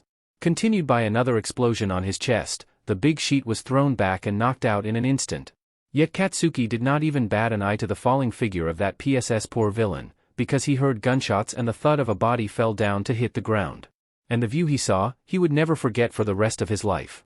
There was the nerd, laying down on his back with a pained, almost dazed look on his face. Red flowed out of his back then, painting his brilliantly green hair with red. He could not see any blood on his body, but it was a view from the front and Katsuki knew there are holes on the back of Izuku's body. Deku, and he hated how his voice sounded so fing weak suddenly, his knees gave out to kneel beside his green-haired childhood friend. Deku, stay awake. You can't. Fing sleep right now, Deku. Listen to me, stay awake. He tried to make him listen, tried to hold his hand and shook his shoulder to convey his purpose, but Deku only blinked once, painfully slow and uncomprehending, before he closed his eyes completely. And as Katsuki looked at how the floor turned red, blood flowing out of Izuku's still body, pooling around him, Katsuki is scared. Because he might act like he hated Deku Izuku with all his might all this time, but he never truly hated him.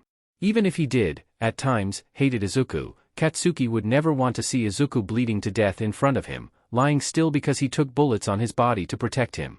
What kind of hero he is, he can't even save his childhood friend. What kind of hero he is, if he was saved instead. But Deku is so still now, so still, almost as if he is dead. There's an ambulance, Katsuki numbly registered. Izuku was rushed to the hospital and Katsuki remembered that he thrashed and yelled to anyone who dared to take him away from Izuku, and he stayed beside him, watching the heart monitor as he sat on ambulance's seat. Numbly registered the feeling of stickiness on his fingers due to blood on them, as he quietly convinced himself that Izuku is still breathing, however small the movement of his chest is. He thought he saw his mother sat in front of him, in the ambulance, but it was fuzzy and Katsuki doesn't care much about that. Katsuki remembered pushing Izuku's bed to the operation room, too, the feeling of heaviness in his chest as he let go of the handle. How Katsuki hated waiting. Oh good, you are awake. It was blurry at first, but he blinked his eyes, over and over again, and blurry colors morphed to the form of a blond, frowning man looking down at him. His eyes was a distinct color of dark purple, squinting as he met his gaze. Izuku felt then see as the man leaned in and he almost shivered to the cool touch on his forehead. Normally, I would tell you to rest. But dear gods, you are a complete idiot and you deserve to get chewed on right now, mild fever or not. When he looked around, he could see stone walls and floor, a wooden table beside him. The sunlight filtered from the window right beside the table, illuminating a bowl of water and a piece of white cloth. He tried to spoke, but his throat protested and his body suddenly ached with the minuscule of movement. Thus, Izuku clamped his mouth shut. The blond man noticed this, and he clicked his tongue in annoyance. We don't need any more people to martyr around like a dumbass. You are the court magician, idiot, you should stay on sideline and support everyone. Not to be a makeshift shield and get dragged home half dead. Now I know where Arthur get his sacrificial tendencies from, because I for sure did not raise him to be one. Brother. Arthur. Blonde. A respectable knight yet a fairly skilled, infamous healer. K. Izuku Merlin opened his mouth again and successfully uttered a croaked, K. As if trying to reassure himself. Sir K. Even when he chose to be petty, K still looked at him with worry. You don't get extensive damage to your head now, did you? No. His purple eyes narrowed sharply. But before K could get to another round of dressing down, footsteps echoed through the chamber and soon, Merlin's attention shifted from the knight to the sight of King Arthur, using his casual garb, a blue toga draped from one side and then to the back of his figure, took a step beside his bed. He looked at his adoptive brother then. How is he? The idiot just woke up now. Still pretty out of it. A bit confused on who I am, actually. I see. Merlin could hear the exasperated roll of K's eyes, rather than see. As it is, his own eyelids has grown heavy again. He will be fine. It took a lot more than a sword slash to kill this stupid magus. A soft chuckle, of that I am sure. Thank you, K. No problem. But I am not a physician, okay? That's actually the role of that idiot there, so you better tell him not to repeat this again. I can hardly understand what goes through his mind, you know. Usually, he only gave us vague hints or not helping at all. The late battle was a surprise for all of us. You worry too much, Your Majesty. If this dumbass. And as the conversation drowned away, Merlin drifted to a peaceful, calming sleep. At some point, he felt a warm hand holding his hand gently, although only for a moment, yet it was the last straw for him to fell completely to the void. The first time he woke up, now the sight is more familiar. Izuku crushed the bitter and longing feeling for his, long-gone, family of choice, a lifetime ago. He crushed the loneliness in his chest as he saw the white ceiling and electrical lamp, white walls and a green curtain on the window. His body ached, but not as much as it was in the dream, and Izuku exhaled, and winced, in relief. Looking around in this room, he knew he has landed himself in hospital again. A turf of blonde hair, why is Kaken? Oh. He got shot multiple times, didn't he? That's why Kaken is there, sitting on a chair beside him, and falling asleep on the side of his bed. His right hand is actually quite close to his right hand, too. Something warm touched his hand, must be Arthur holding his hand for a while to wish for a good sleep before his duties as king pulled him away. But memories did not come without triggers and did Kaken. As Izuku slowly moved his hands, it brushed against Kaken's and soon enough, the blonde is awake. The green-haired teen swallowed, because this scene is familiar and he is preparing for the first dressing down he will get because of his dumbass move. Kaken abruptly sat up straight, and stared at Izuku. Izuku stared back. Kaken with those flat stare is actually more scary than his glares or scowls, so Izuku chose to break their staring match first. Kaken, what the F do you think you are doing? Deku? You look down on me and think I was so weak that you had to martyr yourself to protect me. You a-hole, how dare you? Izuku winced, trying to push back to gain distance from Kaken, but alas, he only pressed his pillow back. Well, let me tell you, you munchfuck, I don't need your help. I am not weak. I don't need your stupid quirk to protect me. What, you think your quirk is so great that you had to show off? If you really want to die by showing off, then I will kill you right here right now, you complete failure of AF human being. That actually could blister his skin, ouch. To kill me after I woke up is counterproductive, Kaken. Kaken, I didn't actually do it to show off, as you put it. You didn't see the villain that time, and you would get hit, so I am not weak. I could have dodged those just fine. You're useless but wouldn't have known. But I know that. I am the only one who noticed, and I don't need your help, you a-hole. Are you deaf or what? Hard not to with you yelling in front of my ears. Motherfuck. Kaken. The point is, I am not saying you are weak, I just reacted. I just wanted to save you, you are human, and humans bound to make mistakes, and I can't just wait until you get shot. I wouldn't get shot. By gods, Kaken, you didn't see him. You would have. I said I am not weak or stupid. I know you are neither of those. Why are you so angry? Shut the F up, and listen. No, you listen to me. I care a lot about you. This is not about quirks or being AF hero. I just want you to be safe. If their yelling had not alerted the nurses, then Izuku's scream just now would have. His fingers are gripping his blanket very tightly now, he just realized how they have become numb. Blinking his tears down, another thing Izuku realized is how he is sitting up now, when not 5 minutes ago he was lying down. His breathing has become heavy and the painful pricks he felt in his body is now sharper, numbing other sensations he felt. Sure enough, 2 nurses and a doctor came in a flurry of steps, looking at Kaken, who stood up and leaned close to him, and then at him, tears falling down his face in twin waterfalls, breathing heavy and labored, bandages stained with fresh blood. A nurse wasted no time to kick Kaken out while scolding him, another telling Izuku his conditions while scolding him, also. And the male doctor, the one with glasses, looked ready to chew Izuku in his own mouth, as if Izuku has personally offended and annoy his patient by his scream. Which, let's face it, it probably was what happened. They changed his bandages, administered new painkillers in his vein, and he fell back to his bed, closed his eyes, and sleep. He did not dream about any visions or memories, thankfully. The next time he woke up, Izuku is about ready to let himself get swallowed by earth or lost in Mariana Trench. Because Kaken did not visit him again, after. Okay, maybe he is being dramatic, it's only a day, after all. But this is still weekend and Kaken should have had the time to visit. Even Aunt Mitsuki came, with his mother in tow. And they both proceeds to scold him for his yesterday's stunt. I am sure it's my Katsuki's fault, Inko. That kid had no DMN tact, I swear. No, Mitsuki. I heard Izuku yell too. It's obvious that he had no DMN tact, forget his manner, and need more reminder. His mother had smiled sweetly while she that, and Izuku shuddered. What follows was a full half an hour scolding, in which his mother proceeds to guilt trip him multiple times. Why are you being so reckless? Izuku, do you want to leave Mama alone? Do you not love me anymore? Do you not think about how I would feel if you are gone? And sharp words telling him, kindly, on how much of an idiot he is. How could you do that? I don't care what are your reasons, I don't want to hear it, but this is hospital and is no place for a yelling match, young man. I raised you better than this. Must you pick a fight and strain yourself while you are obviously still recovering? Where did you get this attitude and idea from? And while Inko never really raised her voice, Izuku never, ever, gets scolded in an extensive amount of time. At worst what he got was a silent look and a few disapproving sentences from his mother. That time when he was missing, the ones who scolded him the most is actually the detective instead his mother, who have been tired from crying so much. So really, this scolding actually burns his skin. But today, his mother has gone home for the time being.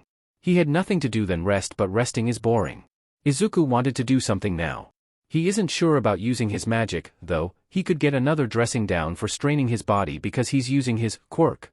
Although, if none know that he has been playing with his quirk. Izuku was in the middle of summoning his beloved black staff when the door to his room opened and enter. Yagi Tashinori. The green-haired mage instantly beamed. Yagi-san. Midoriya, my boy. How are you doing? Certainly better.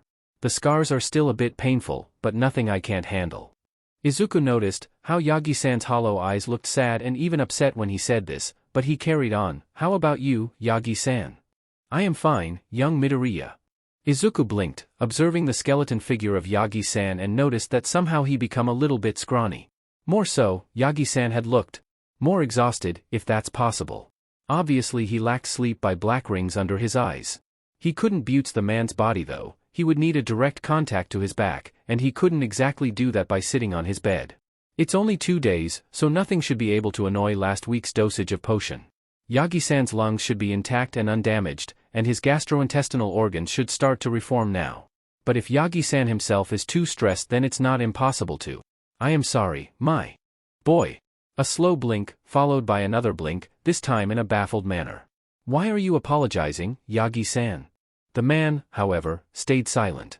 Izuku feigned confusion, because he knows what the man was truly apologizing for. Sorry because I was too late, sorry I couldn't arrive in time. Sorry because I should have done better being All Might, sorry I could do nothing more than watch from afar, sorry. Izuku simply beamed. Yagi-san, you are too kind. Yes, too kind, indeed. You don't have to be so down just because you received late info about my condition. I wouldn't want Yagi-san to see me battered anyway, it's embarrassing. What counts is that you are here now, right? Yagi Tashinori blinked a few times, before an awkward, sheepish smile curved on his face. His right hand moved to rub his nape in embarrassment then. No, that is not well, you are right, but. And because it's painful to see Yagi-san struggle to decide whether he wanted to tell Izuku about his hero name or not, Izuku cheerfully cuts it. Nonsense. Now since I have nothing adventurous to tell you the past few days, it's your turn, Yagi-san. Tell me about your days. The blonde skeleton man chuckled. There is nothing adventurous about my days, my boy. Again, nonsense. I'm sure it's something, at least. In exchange, I will tell you how I defeated those villains before I get shot. Here, Yagi-san winced, but Izuku continued. Deal? Very well then. Strangely, Izuku was out of the hospital after 5 days. After a session of interrogation with Detective Tsukachi, he is declared healthy and ready to return to school. Izuku has suspicions, especially when Hero Recovery Girl herself attended him and healed him. She said it was because she has a contract with Masudafu's hospital, but he knew DMN sure she isn't. Because if she did, then news would spread and the hospital would be busier. It's probably because of All Might, and Izuku made sure to brew something special for the man later. Anyway, speaking of All Might, he promised that he would train his sword skill with his help, that day when he visited. And since he is ready to start now, he is ready to hone his skills back to previous. Kaken? But he did not know anything about this. He did not know that Kaken is standing on the beach, right beside Yagi-san. Kaken looked grumpy, but he is on his sport trousers and shirt, and Yagi-san is grinning. And what is this development? He wasn't informed at all about this. Not even fate whispering hints. Izuku really felt out of place, like a seer who lost their tarot card as a tool to see the future. Now it feels like he lost his precious staff, even when said staff is in his hands.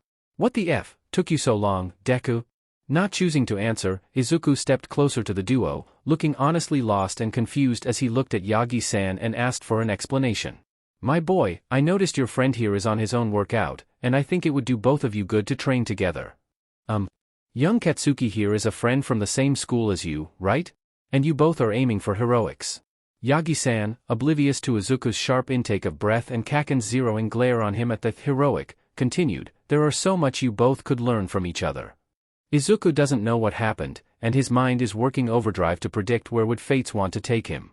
But he saw Kaken averted his gaze, not trying to run away, and Kaken never do something he doesn't want to do. How his shoulders are rigid and he is hesitant and awkward, but Kaken knows this is a way from him to talk to Izuku and maybe mend their broken friendship. The blonde is hesitant and this is such an unknown territory for him, but he is here all the same. So Izuku beamed, grinning impossibly wide, and bounced a bit on his feet, letting his childish side out, of course I wanted to. Yagi-san, you are amazing. And then he stepped closer to his childhood friend, let's work together from now on, Kaken. Kaken leaned back, although he is relaxed, and snarled. Don't think you can surpass me to be the number one, you useless Deku. Of course, how his lips morphed to a terrifying grin erased the negative effect completely on Izuku. No, not number one hero maybe, but I'll obviously be more popular than you, Kaken. Obviously? Obviously. Izuku grinned, flipping his ponytail back. You are on. You have a sword? I made it. Seeing Kaken's almost frothing mouth, Izuku rubbed it more on his face by showing his sparkling, beloved blade to the blonde. It's amusing to watch Kaken's face morph from awe to pure rage in span of 3 seconds. Of course, how Kaken lunged to Izuku was all in his calculations. Izuku dodged, flapping coat and all, and laughed as Kaken runs behind him. Come back here you lying a-hole. Ah yes, this is strangely nostalgic. I'm not lying. I just never told you. Izuku yelled, not looking back, glee in his words. And then Kaken proceeds to fly using his explosions, dropped right on top of Izuku, and they roll around until the wave washed them and broke them apart. Soaking wet. Izuku had the gall to poke a green seaweed away from Kaken's hair using the butt of his staff, and in retaliation, Kaken shoved him back to the ocean. Honestly, he is just as much as a-hole as he, Merlin, is. You made AF house? In the middle of AF public beach? Ah, hell. This would be a long, long year of training. Katsuki Bakugou detested Midoriya Izuku. That is fact. Of course, Katsuki didn't just look at Izuku and decided that he hated him, no. In fact, remembering his childhood memories, Katsuki knew he used to be good friends with Deku. At least until their quirks manifested. The DMN nerd was a true Deku though, and it isn't Katsuki's fault if he decided to stay away from the useless extras like Deku who manifested his quirk 1 month after the last kid in their school manifested hers. After it was revealed that Deku's quirk was called magic, that Katsuki started to really hate the green-haired nerd. Because while Katsuki would never admit it, he hated how Deku easily took the spotlight position from him. He was the one who had the most volatile, powerful quirk in their entire daycare. He was the one who manifested his quirk first, while Deku was the last. He was the one praised and hailed to be great one day, to surely become a strong hero. Katsuki was number one. But then Deku came with flowers on his fingertips and a bright smile on his face. Deku came with touch of repairs and friendly talks which charmed the teachers and everyone he met. Deku came in wielding powers far superior than anyone in the stupid school has ever seen. And suddenly everyone paid attention to Izuku Midoriya, not Katsuki Bakugou. Abruptly, his spotlight was taken away and he was rightfully enraged by it. Even further, his anger did nothing to Deku, who simply ran out of his explosions, chiming laughter and flower petals accompanied his steps. It was humiliating. It was unfair. Katsuki was the one who lead, he was the one who lets extras flock at his sides and follow his steps. Yet Deku easily makes everyone flocks around him and he made Katsuki follows him. Deku made Katsuki look at his back and chase him, always chasing and trying to reach him as if Deku the useless was more superior than him, Katsuki Bakugou, and will one day take the number one position from him. It was unfair. Unfair. If you really want to be hero, then you better act like it. Shut the up. Katsuki did not need his friendship. He did not and will not be Deku's friend. No matter how much Deku insisted otherwise, the nerd is not his friend. If anything, Deku is his rival. A stepping stone which he swore he will destroy in order to reach the number one. And Katsuki did not make friends with those he will destroy. Even if the nerd chase him, how does it feel now, nerd, and asked his forgiveness, Katsuki will not give in. Sure he might help the nerd at some point, but then Katsuki refused to have an incapable rival either. It's important to keep the nerd in shape for the ultimate satisfaction of finally beating the little sheet down to the ground. There's nothing more than that, nothing less, too. Katsuki simply helped the nerd for his own gain. But then the DMN robbery happened and Katsuki can't erase the image of Deku, falling down in slow motion as Katsuki turned to face the nerd. He remembered how he held breath as the sound of his body hitting the floor reverberated, and red leaked out of his body in a pool of blood.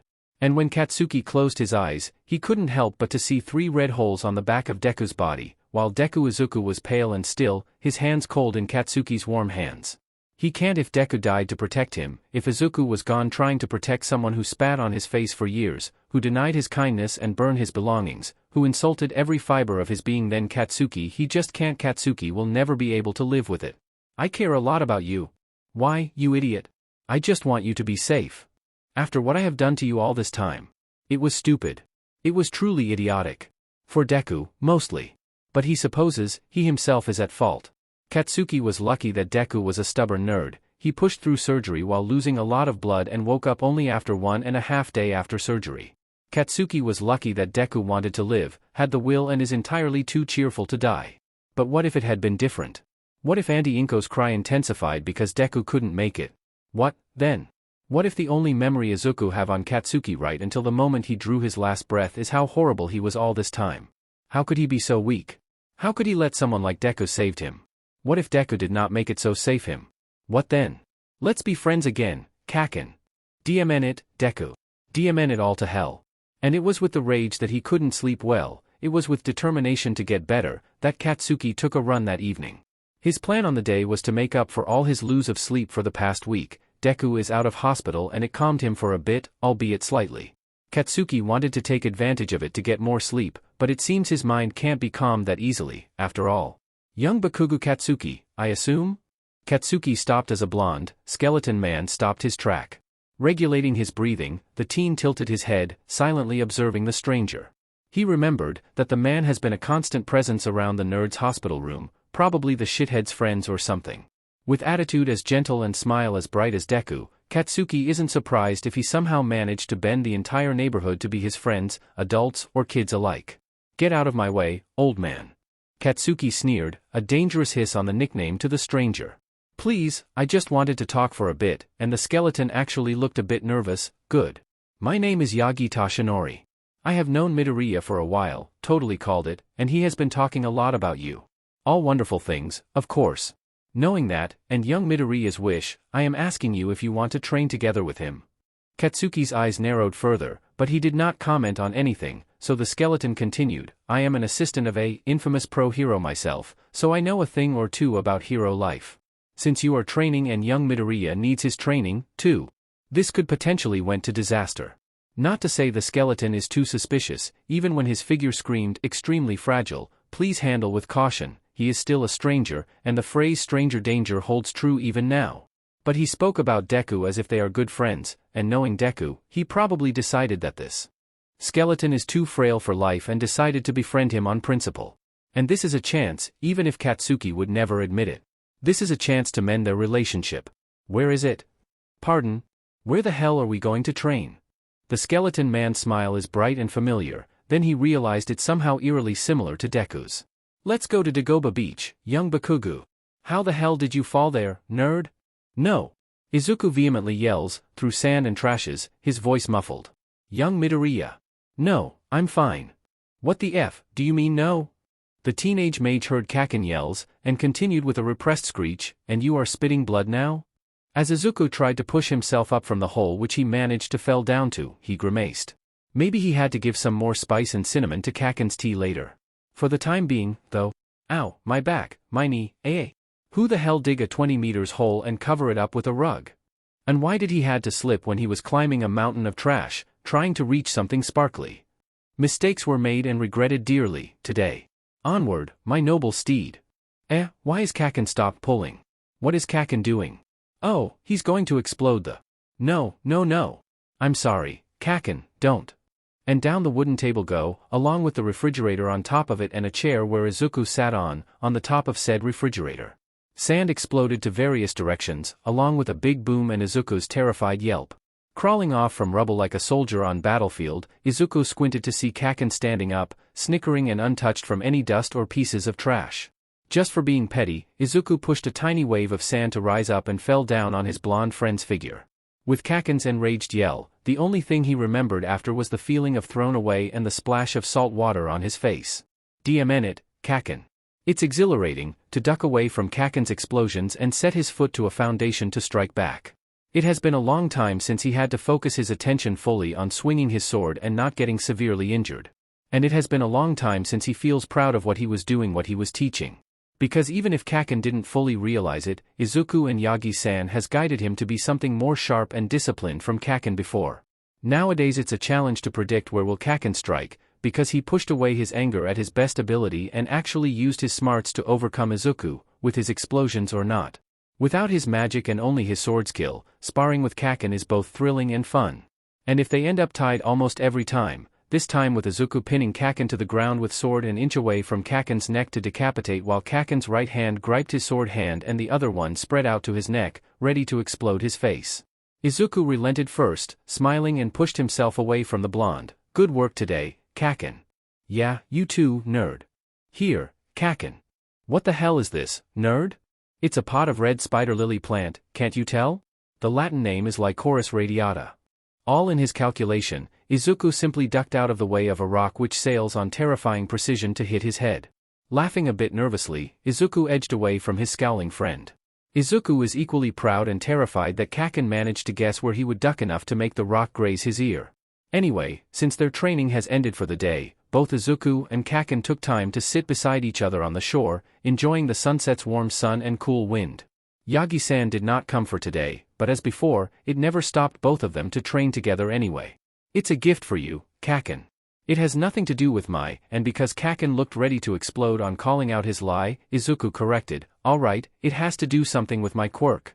But I swear it didn't, it's just a minor good luck charm on it, I swear. Yagi-san and my mother has one, too. Katsuki huffed, and he pushed away the small pot to his way, sand piling up around the pot between them. I do not need your good luck charm, idiot. But it would put my mind at ease, Izuku quietly said, as quiet as he can with the beach's wind howling around them. It would help me take care of you. As I take care of my mother and Yagi-san. Are you really sure you don't want this? For added effect, Izuku widened his viridian eyes, mimicking and remembering how little Arthur used to bribe Merlin to give him more sweets before dinner.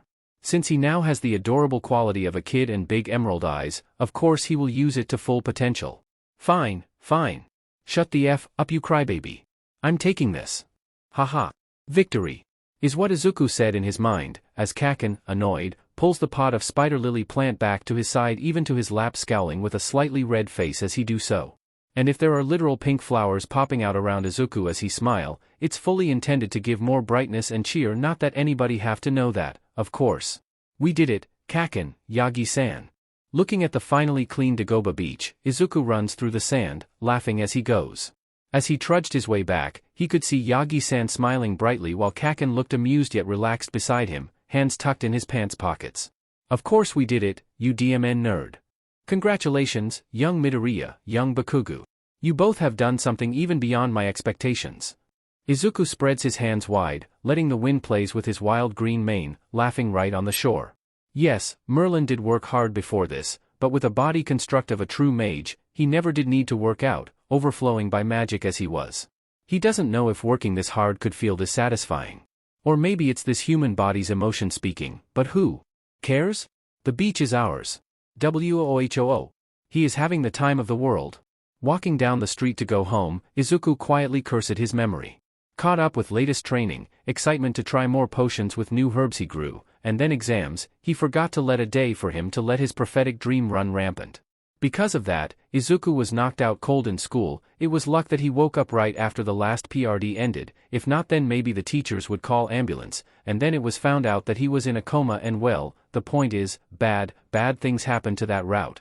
Izuku yawned, thinking maybe fates woke him up in mercy today and he still needs to review those dreams anyway. He had to go home quick and sleep. But then Izuku realized, the street is eerily quiet. Abruptly snapped to attention, Izuku stopped his steps. Looking around to the houses, the junction, the corners of the street, Izuku realized that he knew this location. He knew this place from the multiple dreams he had, that this scene was important somehow. Izuku materialized his black staff and held it tight, not a second too late as a sludge monstrosity appeared from one of the sewer and spoke, a body. Good. And as the sludge advanced, Izuku took steps back, yet he continued, don't worry. I'm just hijacking your body. Calm down. It'll only hurt for about 45 seconds. Then it'll be all over. A feeling of horrible, horrible suffocation and he can't move. If he breathes then he will die. If he doesn't breath and continue resisting he will die anyway and he knows by how his lungs burn and his eyes stings with tears and God, will he die now? No. It is fate's will, after all, it had to happen, it had to eventually, and Izuku just had to bear with it, like how he had to let himself get clawed by a monstrous dragon, how he had to let Gareth killed, how he had to bear Lancelot decapitated even when Merlin knew he could prevent it, it had to. No. Not again. Suddenly overcome his resignation, his determination bled to his still body as Izuku ran away from the sludge, ducked away from a green appendage. Izuku turned to face the sludge villain and with a yell, slammed his black staff down to the road. Frost crept away from his staff, quickly freezing the road and the surrounding walls. As the frost reached the sludge villain, Izuku pushed more magic to his staff. The sludge villain was covered in jagged ice in a burst of his will. The whole road was covered in giant block of ice, while in Izuku's end it was clean, on the other end it formed spikes which jutted out to the sky. With white mist breathed out of his mouth, Izuku was suddenly aware on how his black staff itself has covered in frost, as well as his blue fingers. His eyes stings with cold and he shivered, trembling uncontrollably as chills stabbed through his skin and to his bones. It was hard to peel away his fingers from his staff but he managed it, somehow with only small patches of peeled skin left on the staff. And with his energy drained, Izuku slipped to sit down on the slippery road, shivering and panting. DMN. Elemental magic is really such an but to control. His hands are starting to sting, too. Maybe they will bleed out in 30 minutes or so? Really, this human body is kinda inconvenient, isn't it? If it was his previous body, it would take a mountain of ice before he gave in to hypothermia. Arg, the sleepiness crept in now, too. He can't sleep, yes he knows he can't sleep but maybe for a 3 seconds. Oh. Oh my. Huh? Aal might. Well, his enthusiastic yell sounded more like a forced screech with cold biting his body. Hopefully his smile could convey his message that he is happy to see the man or not. By how quickly All Might scoops him up in his hands and a yell of, "Young Midoriya. You are so cold." And All Might is so warm. I'm sorry, All Might. What are you sorry for, young Midoriya? Speak no more, I shall bring you to the hospital. Bein an idiot? There's a resigned sigh, but Izuku is even sleepier now that All Might is warm and comfortable to sleep on. And he can't hear what was the man saying. He wanted to sleep so bad. Hi, detective. Cheekily, Izuku waved his bandaged hands to Detective Tsukachi. Said detective sighed in exasperated but amused manner, before he took a seat beside Izuku's bed. Really, Midoriya-kun? At this point you are going to give your mother repeated heart attacks, you know? Asked the man, in an entirely joking tone, yet the serious glint in his eyes said otherwise. Izuku could only smile sheepishly. Well, it's not my fault if trouble finds me, detective. I have unfortunately fortunate luck, you see. Or fortunately unfortunate, depends on how you look at it. The detective blinked slowly yet confusedly. Izuku had to hold back his snicker. The detective cleared his throat then. Right then, we can start when you are ready, Midoriya-kun. Better now than later, isn't it? I'll tell you from the start. So today I was knocked out cold in school. It doesn't usually happen, but it's a side effect from my quirk. You can ask my medical record here too about that if you need it, detective. Anyway, because of that I walked home sleepy and I was alone. Then the sludge thing came out of sewer and he wanted to hijack my body or something. I panicked, so I reacted with. You know, I froze him with my quirk. Then All Might came, I was asleep with hypothermia and here I am. I see. Do you know the time when this happens? I dunno. I think right after the last PRD, 3 p.m.? But I was the last to go out of. The sound of door slamming, and an enraged yell, F Deku. What did you do now? Hi, Kaken. Don't just FHI me you but. Following Kaken's gaze at Detective Tsukachi's awkward yet slightly annoyed figure, not that anyone beside Izuku notices, he is just observant, Izuku quickly grins widely and said, Kaken, meet Detective Tsukachi Naomasa, he is Yagi-san's friend and he have helped me lots. And detective, please meet Katsuki Bakugou, I call him Kaken because he's my best friend. He may be rude and explosive, but he have good heart and we are going to UE together this year. I can foo, whoa amazing, Detective Tsukachi's professional smile makes Kaken backtracks, maybe he's remembering Yagi-san's look of disappointed disapproval when he cursed? Jing introduce myself, you DMN nerd. Laughing, Izuku patted the left space of his bed, where Kaken walked to and stood grumpily along the interrogation. As Kaken was allowed to hear the interrogation, his expression soured and he looked like he wanted to murder some teddy bears and bathed in children's tears. Or murder Izuku and bathed in his blood instead. He doesn't know. It's a bit hard to differentiate Kaken's murder moods. One thing he knows is certain, Izuku is so not looking around to be chewed on by Kaken and his mother. Again. The news that he could be discharged tonight is relieving but also terrifying now. Don't use elemental, Deku. Remember. By gods, Kaken, I won't. How many times do I have to say this? Mother already told me, like, 5 times a day too. Oh, I don't hecking know. Kaken said, mimicking Izuku's tone of sass, and Izuku himself doesn't know whether to laugh, cry, or be proud as hell. Maybe because I saw you bend Tsunami to vomit blood last week, after I and Auntie reminded you, like, 20 times a day.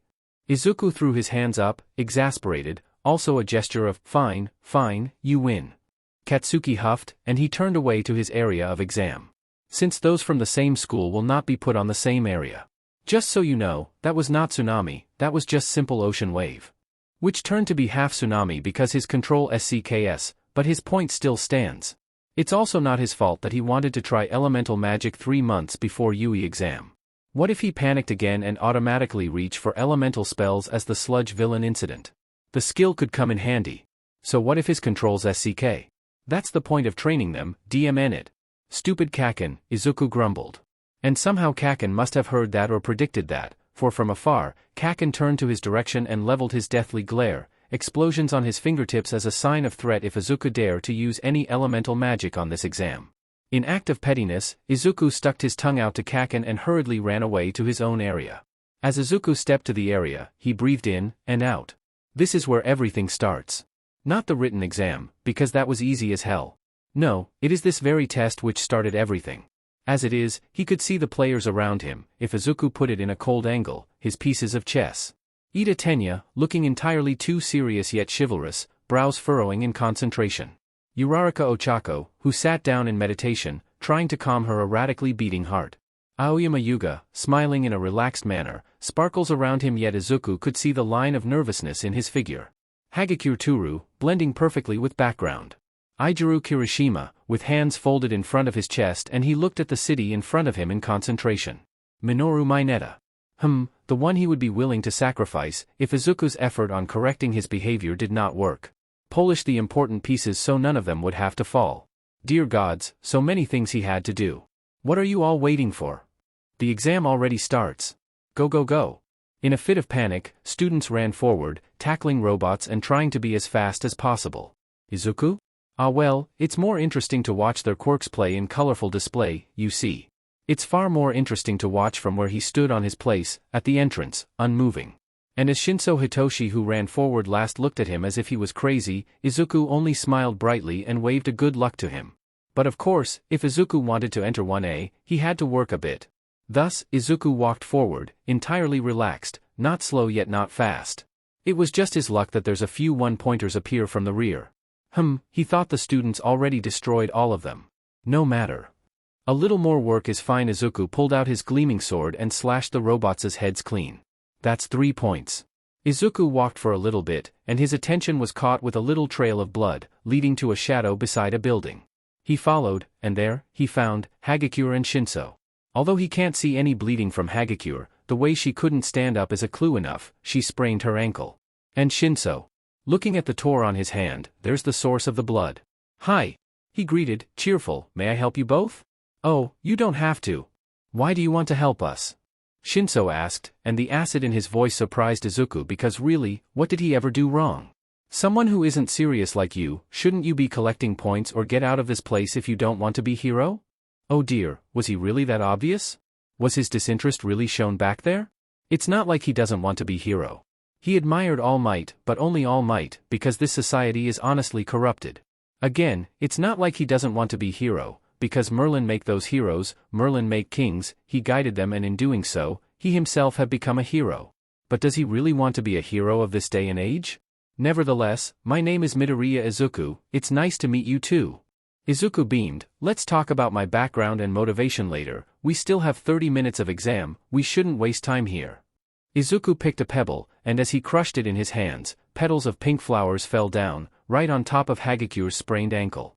Satisfied with his work, he turned to Shinso, who looked a bit surprised, and said, "Here, put this on your wound, these will fully heal your wounds." Izuku offered some pink petals in his hands to Shinso, who hesitantly followed his advice. "Now miss, can you stand?" Offering his hand to Hagikure, she accepted it and hesitantly gets up. "Whoa!" Hagikure bounced up and down, testing her ankle. It doesn't hurt at all. "Wow, you healed it." Checking on Shinso, Izuku nodded in satisfaction as pink petals fell from his wound, leaving unblemished skin. "Now that you both are okay, run along, now. We can't waste any more time." He chirped, clapped his hands with a grin on his face. "Don't worry about me, let's pass this exam together and let's meet again." Following his advice, Hagikure immediately runs, but then stopped. "My name is Hagikure Turu, let's meet again in Yui, Midoriya-kun."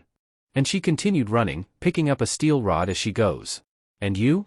Izuku asked, curious, "Does your wound still hurts?" Shinso shifted his feet rather uncomfortably. "No, it's fully healed. And my name is Shinso Hitoshi, by the way." "Shinso-kun, then." "Midoriya-kun, I will hold your words, let's meet again and talk about your motivation. Although, at that time, I will surely beat you up for half-working things." And with that determination, Shinso ran forward, full speed, leaving Izuku alone to smile at their determination. That meeting with Shinso was like a slap to his face, really. Since he is as the age as them right now, it would look very unfair to half-but things. Was this what Kaken felt? Is this why he was often angry? If so, then Deku is very sorry to make his proclaimed best friend felt that way. No, he couldn't contemplate about that now. He had to walk forward and beat that behemoth robot with style. Along the way, he met Aoyama, who was in timeout for being nauseous and fell down kneeling on the ground. Izuku circled a small vine with mini roses on his wrist, watched as Aoyama's nausea disappeared, and went off along his way. Then he met Kirishima, who was protecting someone from a three-pointer. Since there's a laceration on the kid's foot and it would be hard for Kirishima to run away carrying a kid, Izuku healed the kid's foot and Kirishima's bruises. As thanks, Kirishima lets Izuku kill 2 of 3 pointers, because, "You are very manly and totally deserves it, bro." And Izuku healed about 10 more students he met, smiling and saying, "Hi, I'm Midoriya Izuku, nice to meet you, let me help you, now let's run along," as he goes. He doesn't remember who, since suddenly he ended up on the area with so many students, it is hard to keep track who is who and what hurts.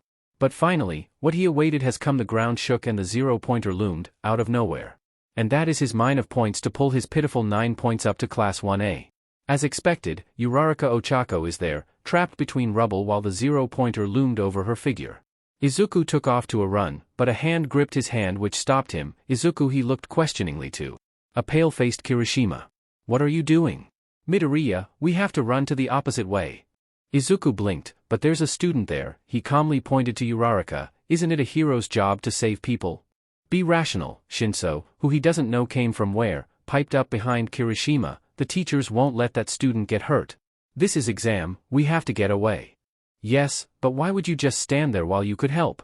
Isn't the point of a hero is to help people with everything they could offer, without waiting for anyone? To be the one with initiative?"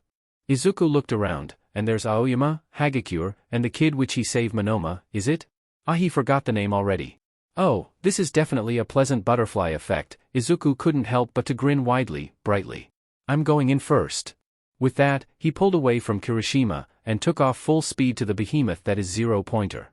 Not too long after, Kirishima ran beside him, grinning, and then Aoyama, too. Hagikure, Shinso and Monoma trailing behind. Izuku laughed, and Kirishima's grin widens, making Aoyama smile, and the 3 behind them relaxes. They stopped around Uraraka, with her foot trapped with a slab of concrete. Uraraka looked to be in tears, equally relieved yet guilty. "Gee guys." "Okay, guys," Izuku breathed, taking the children's attention to him from the 0-pointer, oh so very near them, advancing. "Kirishima, harden yourself and pick up the slab from one side.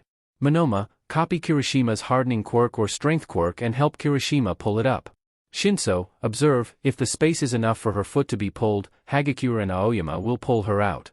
Miss," he looked at Uraraka, with tears on her face, and his face softens, "this will hurt for a bit, but you are going to be fine."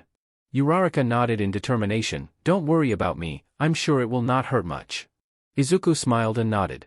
He tapped Kirishima's and Monoma's shoulder, and a pink lily flower appeared on the place where he tapped them. For good measure, A high boost of strength and a barrier, if needed. And what are you going to do? Shinso asks. Face that thing, of course. The mage grinned. That's crazy. Midoriya-kun, no. Something beyond too manly will become foolish, Midoriya. Izuku waved his hand. I will be fine, but we don't have time, just focus on getting her out. Me facing zero-pointer will be the last plan here, it's better if we can get her out without me hurting it off.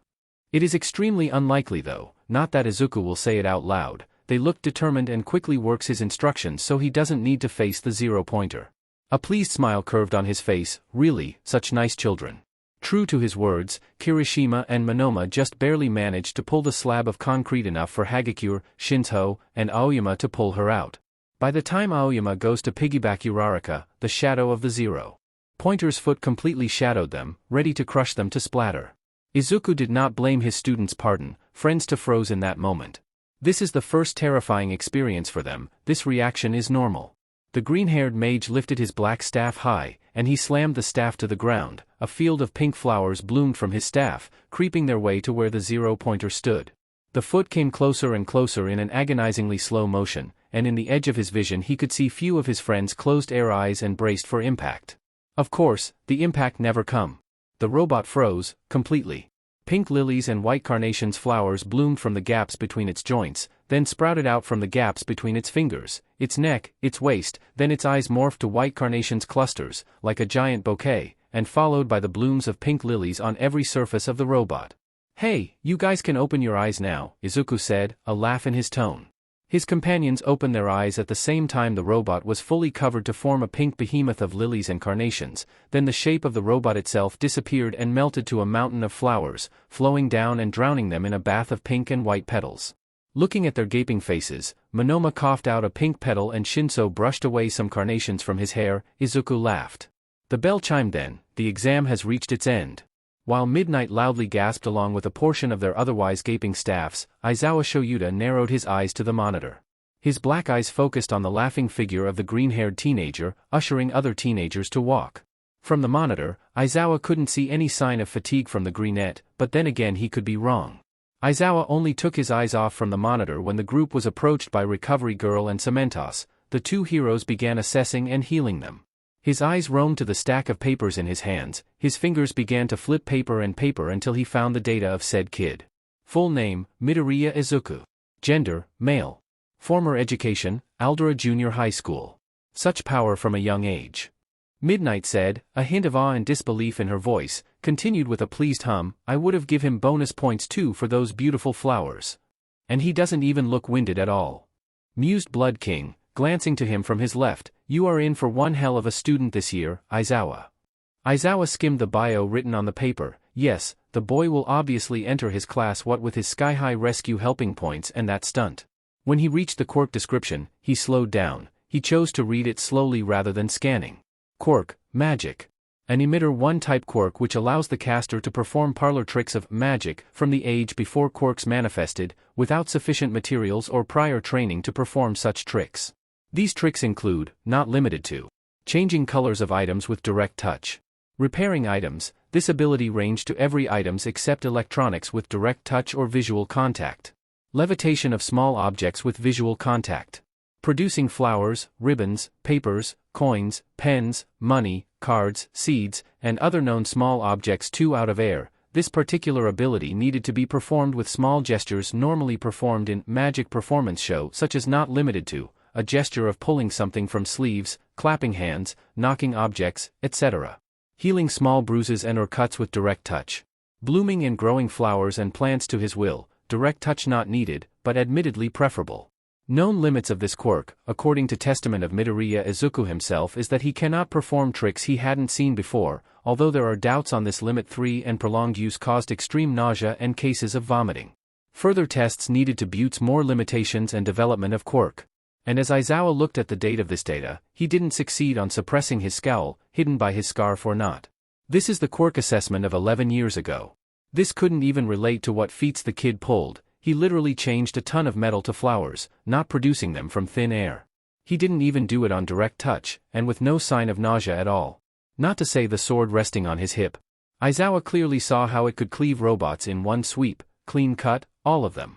Grumbling, Izawa finally replied to his fellow homeroom teacher, "Problem child, more like." Problem, indeed. What caused the kid to skip on annual quirk assessment test every 5 years? He clearly belonged to the group of people who needed constant assessment to know the limits and development of their quirks.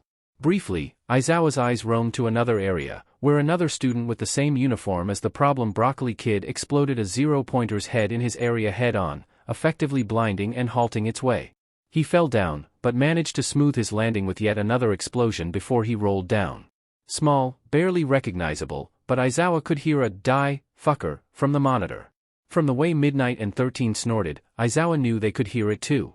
"Make it problem children," Izawa muttered, a growing headache behind his skull. Present Mike cackled because he is a shitty example of a friend, and he knew that angry Pomeranian kid wouldn't even be in his class with his mounting points, and Izawa slapped the blonde shut with a stack of examinees' data as thick as Encyclopedia Britannica. And who's the one managed to injure himself, actually? As Izuku meticulously applied bandages on Kaken's outstretched hand in his lap, he smiled in smug victory. Yes, Izuku is going to savor this moment, every second of it. He doesn't know when Kaken's words will backfire again, but this is the first time he could gain victory over Kaken. Haha. Kaken grumbled a string of curses, before he snarked a, "Shut up, nerd." But Kaken didn't pull his hand away, so it's still a win for Izuku. Apparently, Kaken was also as busy as Izuku was in saving children back in their UA entrance exam. In Kaken's word, some kid with lame quirk apparently tripped and hurt his feet, he couldn't escape in time from zero-pointer. So Kaken, being at Sundra, explosive boy he is, actually halted the zero-pointer enough for the kid to escape. The price for his untrained, wild explosions are cuts, second-degree burns up to his shoulders, and a twisted ankle. Recovery Girl has healed him enough for it to become a first-degree burns, and with Izuku's care, it will heal in under 1 week. Actually, Izuku can just heal Kaken to full health, but then it will take a toll on Izuku's body instead. So he decided to go on conventional way. Looking at Kaken, grumbling as he laid down on the carpeted floor in Bakugou's household, completely relaxed in his presence, truly made Izuku happy. Kaken has improved so much in 1 year, him saving that lame kid is a proof enough of it. Not quite a king candidate yet, but he would work more to do just that. Izuku grinned, tugging the blonde's shirt, asking Kaken's right hand this time, and the blonde silently complied. But really though, Kaken. Imagine, the reckless me, end up without a scratch, and you, who warned me not to get hurt like 5 times in an hour. Kaken snarled and about to pull his hand back, but Izuku's grip is firm, is the one injured badly. It's a testament on their friendship on how Kaken didn't explode him right then right there. Instead he only scowled and managed to land kicks on Izuku's side. Which, Izuku reacted with a yelped laugh. Ow, okay. I'm sorry, I'll stop. Izuku patted his job well done, Kaken's new bandaged hand, and grinned as his red eyes met his emerald. Really, though. You must be so cool back then. It's sad I can't see you. Heh, Kaken sat up, a pleased, all-teeth grin on his face. I bet I am the number one. Izuku smiled, although he isn't sure who the number one is, since he himself has a mountain of rescue helping points. I have no doubt you will be at the top, Kaken. Izuku cheered his agreement. Well, but not about being the number one. He didn't say that, of course. Wednesday brings Izuku to the hospital. Again. This time, even complete with the frantic Yagi Tashinori-san in tow because yet another incident on his elemental experiment. Still not giving up on controlling elementals, this time Izuku tried to control the wind. While there's a storm brewing far in the distances. Thinking back, he was actually lucky he didn't accidentally create a tornado, because existing on the sea surface or not, a tornado is dangerous. It was almost a tornado. He definitely did pull a storm from the middle of the ocean to the shore, and Izuku is kind of relieved to get flung away and knocked out by hitting a big chunk of coral on his back before it could get too out of hand. He doesn't want to see news of sudden storm in the middle of sunny day or get charged for changing weather. Nope, enough embarrassment for the day. Poor Yagi-san had to watch as his body slid down the coral though, painting the gray coral red, and it must be gross to hold or touch his curly, wild green mane caked by red blood. It's only because of his magic that any severe damage on his head was immediately treated right then, else he wouldn't stay conscious long enough on his journey to the hospital.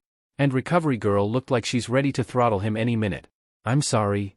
Izuku squeak whispered, wary and maybe a tiny bit scared, shuffling back on the bed to no avail. I do not need your sorry if you are so content in repeating these incidents and breaking your body repeatedly, boy. Have you no care for your future? You are lucky there are no apparent lasting damage this time, but Suffice to say Izuku is more than a little scared to grandmothers, from then on.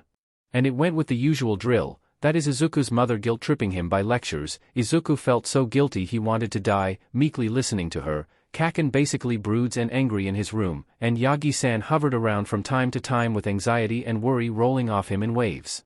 It was decided that Izuku will be kept a few days in hospital for observations. There might be extensive damage to his brain and the doctors would like to monitor that. While not trying to calm down everyone who visited him and assured them that yes, I am alright, I'm sorry for worrying, I'm not dying. Izuku took time to walk around the hospital using his hospital gown. He was tempted to work his magic to every patient he met in the halls, as the healer part if his brain insists, so he tends to wander deep in the park located in the middle of hospital buildings instead. It helps that he found old pots of flower plants, all of them dying because no one bothers to look this far to take care of them, as busy as the hospital is. Which suits Izuku just fine, a little touch here, discarding some leaves and rotten, molded branches there, and he have pots of berries and flowers blooming anew. Checking his plants on Friday, he was surprised that there's someone who sat on the abandoned bench in front of the plants. From behind, Izuku could only see her silvery white hair, almost glistening under the sun.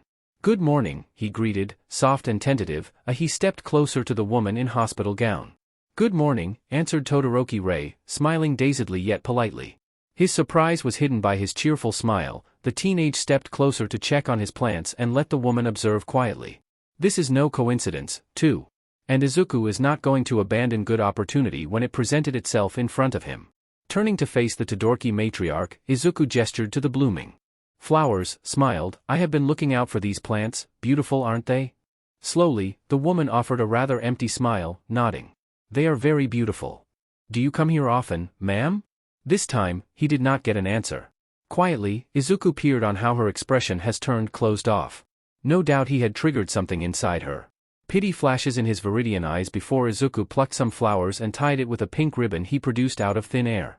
Gently, he put the makeshift bouquet of flowers and put it on her lap. Her dazed, empty eyes looked alive once more, surprised as the owner lifted her head to look at his green eyes.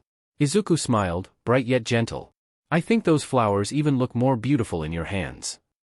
That sounds like he's hitting on Shudo's mom. Not in this body, never, so he hurriedly continued, purposely a bit childish, "My name is Midoriya Izuku. It's nice to meet you." Tentatively, she reached to hold the small bundle of flowers on her lap. Izuku is relieved to see how her smile has become a little more genuine. "Please call me Rei, Midoriya-kun." Grinning, Izuku continued to chat with Rei-san until a nurse come to look for the woman and proceeds to scold him for leaving his room. On the next 2 days, Izuku visited the same place yet sadly did not meet the woman again. Well, the instant tranquility spells he left on those flowers and ribbons will do for now. On the back of his head, he reminded himself to visit her at least 2 times a week for her speedy recovery. Human minds are not designed to handle being alone for so long, especially as fragile as Rei-san's. And of course, for the success of his Shudo, too. Monday was the day he was finally discharged from the hospital, with the report of no short-term damage to his brain. The long-term was yet to be seen, and his mother was warned any brain-related syndrome in the long run, such as epilepsy.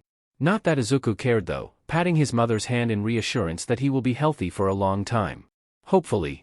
Monday was also the day when the Yui letter came to announce their exam result. The Bakugou family visited his house in a small party to celebrate his discharge from the hospital, and so both boys sat in front of each other in the living room in anticipation the moment they get their hands on their respective letter. Not to be cowed by anxiety for too long, Kaken immediately rips open his letter and Izuku gasped as an All Might projection appeared. Seeing them in his dreams was one thing, and the real thing is another. Kaken grinned madly, all teeth and excitement. "Hello, young Bakugou Katsuki. I am here to tell you that you have passed Yui entrance exam. With flying colors, no less. Congratulations." "Congrats, Kaken." "Hell yeah." It's a testament on how happy and indulged Kaken is that he only tried to shove a pillow on Izuku's way to shut him up. "You did splendidly on the written exam.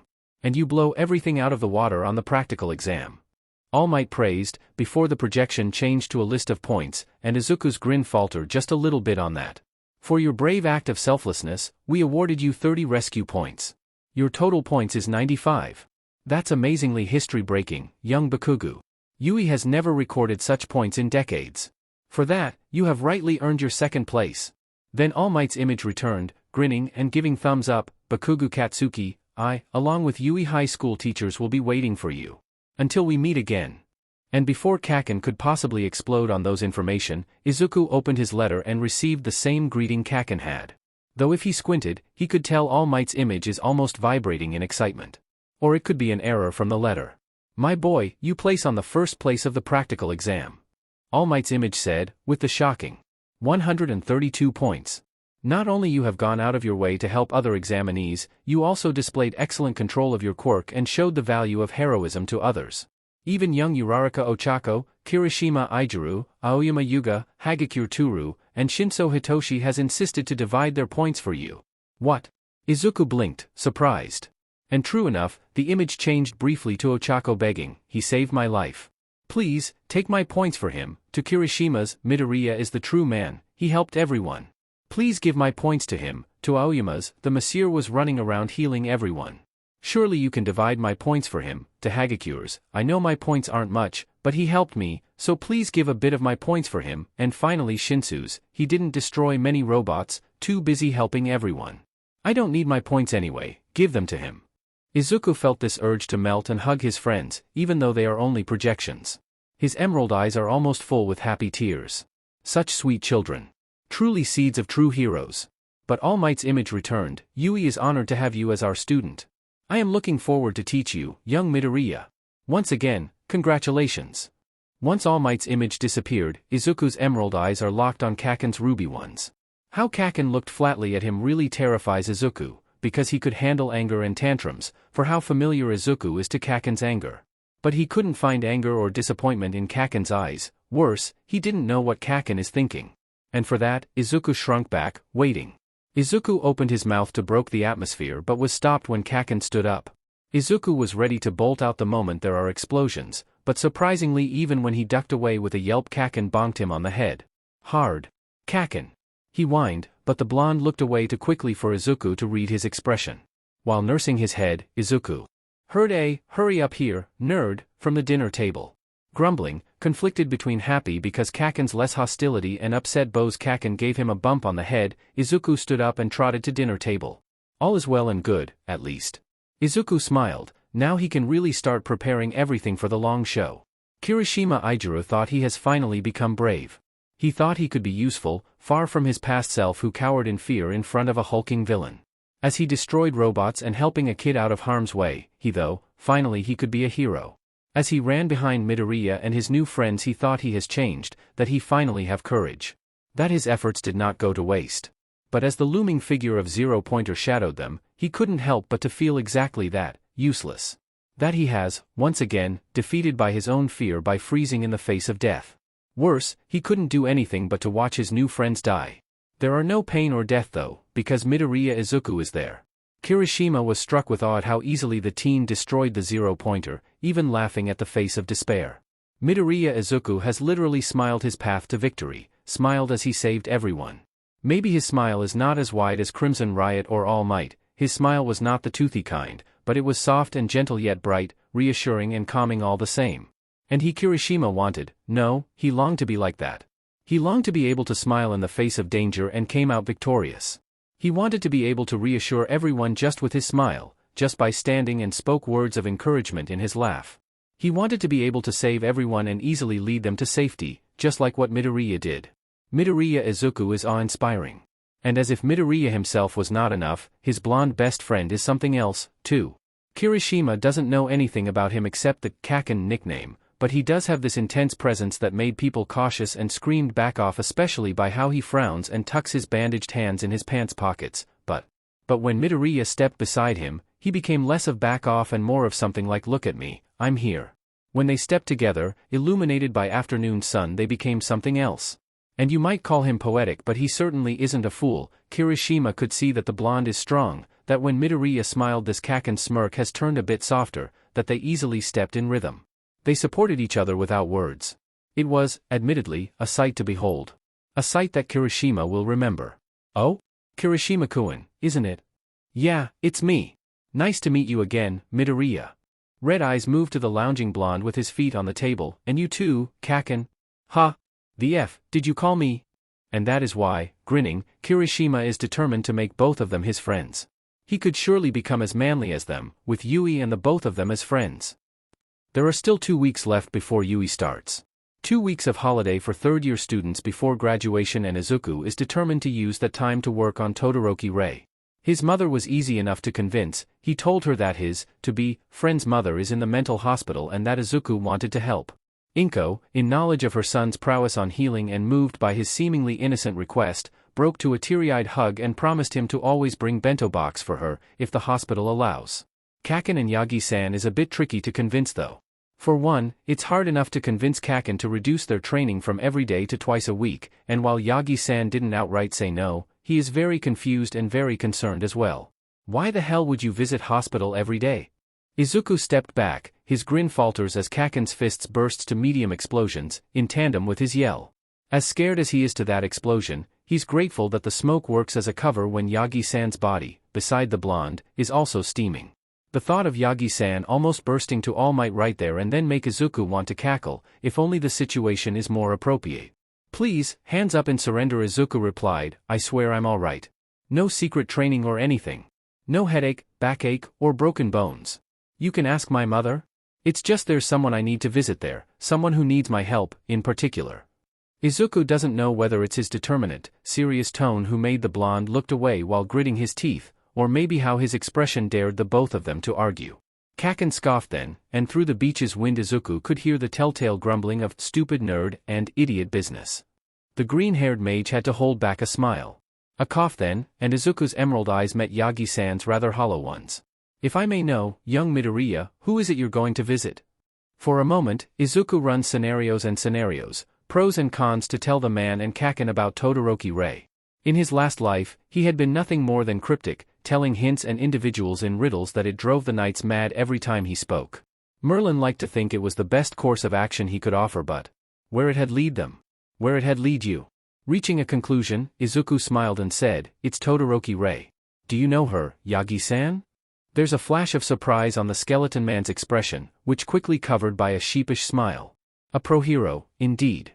If he's just a normal teenager then he might buy to that one. No, I do not. Did you meet her at the hospital? Yes, I did. She was a lovely lady. She doesn't belong in that hospital at all. And she looks lonely and sad, I just couldn't leave her.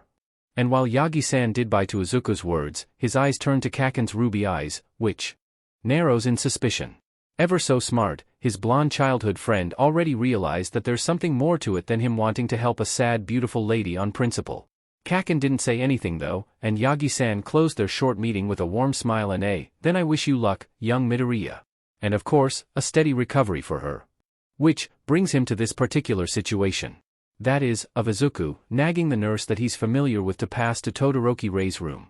Only relatives and family allowed to visit her and you are neither of those, she said. You can't hit on older woman, Midoriya-kun, to which he vehemently denies, complete with a betrayed tone, of course not. How could you, Setsuna-san? He has been nagging for half an hour now and this is getting old. Every minute Izuku waste here means more minutes of Rei-san's recovery wasted. This couldn't last for longer. Please? You know me, I'm a good boy, I wouldn't do anything bad. Setsuna-san, the nurse squinted, and scoffed though there's an amused smile on her face. You are too old to cute your way in, Midoriya-kun. Awa, that's not true. Mother said I'm still very cute. I'm not your mother. But Setsuna-san. Hush now, don't be noisy. No means no, Midoriya-kun. Izuku pouted again, leaning his chin to the registration table. And to no avail other than giggles of other nurses on standby. DMN it. If this continue then he might be forced to use a bit of charm speak to win his way in. But Izuku doesn't like to do mind charm on people, okay? He had experience on the side of being hit and it wasn't fun. At all. Still, this self-assigned mission is important for the world. Okay, he might exaggerate for a bit here, but it's still true. Taking a deep breath, Izuku concentrated a small bit of his magic in his throat. He was ready to politely charm speak the nurse when a distinctly woman voice asked from behind. Are you Shidokuin's friend? Both Setsuna-san and him turned to look at a woman in white shirt and blue jeans, sneakers completing his casual look. She has white hair and glasses framing her red eyes, and Izuku instantly know who is this, Todoroki Fuyumi. Before Setsuna-san could say that he's just a stray kid hitting on older woman, Izuku instantly beamed, charm speak forgotten, yes. My name is Midoriya Izuku, it's nice to meet you, ma'am. Fuyumi raised an eyebrow. As a teacher she isn't easily swayed by his rather innocent and childish cheer. But see, her amused smile is what Izuku count as a win, for now. Nevertheless, she replied politely, "It's nice to meet you too, I'm Todoroki Fuyumi, Shudo's older sister." "Welcome back, Todoroki-san." "As usual, then?" Setsuna-san smiled, warm and welcoming. She opened a cabinet beside her and pulled a keycard from inside. Accepting the offered card, Fuyumi nodded. "Yes, the usual schedule, please." "Thank you, Setsuna-san." A pause, as Fuyumi glanced at him and Izuku's smile widens, "And I'm bringing Midoriya-kun here with me." Cheerfully, Izuku skipped his steps as he walked beside Fuyumi, causing Setsuna-san to chuckle before saying something along the lines of, "Behave or I'm telling your mom," and Fuyumi grinned. "So, Midoriya-kun. You must be a pretty good friend for Shudo, hm?" Izuku laughed rather sheepishly, "Not really, Todoroki-san. In fact, Shudo himself doesn't know that he's friends with him. Well, yet. I was hospitalized for a week here, you see, and at that time I met Todoroki-san, Shudo's mother. And I connected the dots myself because he does look a lot like his mother." "Oh?" Fuyumi looks interested, Izuku noted.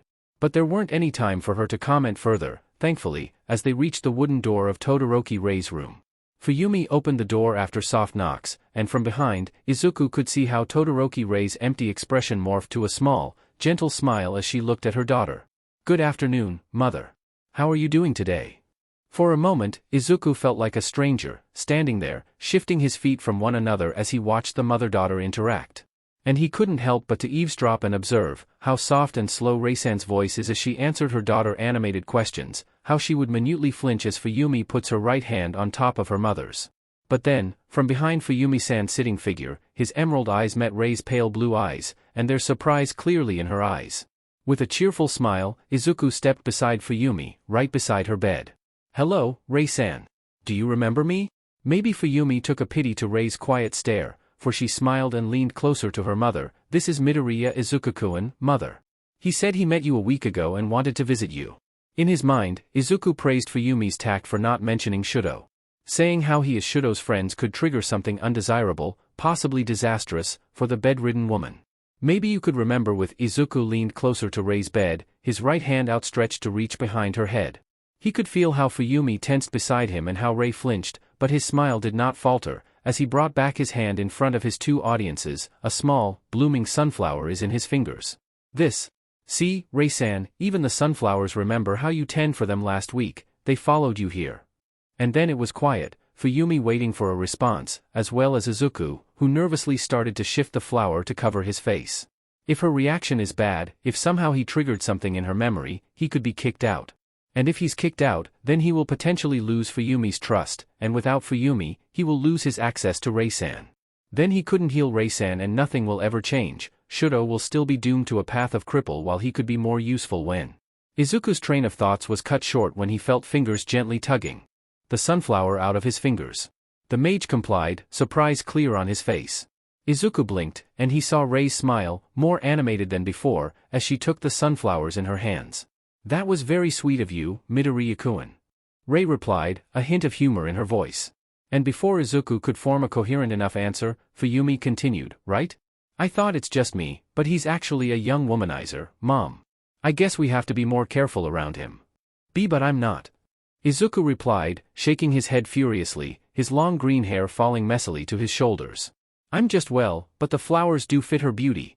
Huffily, Izuku trudged on in his embarrassment to the women's teasing, and he's pleased to hear soft chuckles from the bedridden woman. Conversations flow easily between the three of them, after that. Rei-san did not speak much, but Izuku and Fuyumi is enough to keep the conversation going, to always ask her opinion every now and then. Izuku managed to conjure even more sunflowers in the short time, putting them in the vase beside her bed. At the end of their session, Izuku managed to tell Fuyumi on how his quirk could heal many things, including mind scars. Fuyumi was very doubtful, but she had seen how her mother become more animated in the short hour of their session with him, and eventually agreed to let him visit Rei-san every day from now on. In the end, Izuku is pleased to have his goal fulfilled, a temporary calming and healing charm in the flowers for her, and easy access to her room.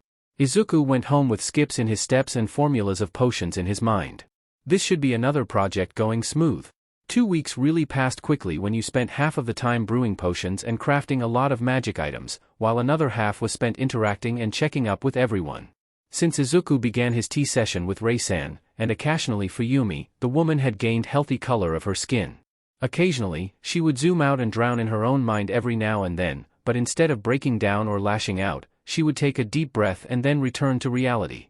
Izuku still remembered the day one of those occasions happened. Natsuo was there too, with Fuyumi and himself. "And I will tell Shudo about it," is what Natsuo said, and the moment Rei's eyes were glazed, the room turned eerily quiet. Remembering that event, perhaps he couldn't really fault Natsuo. After all, after 10 days of treatment with Izuku, Rei-san has improved in leaps and bounds that she have joked with all of them.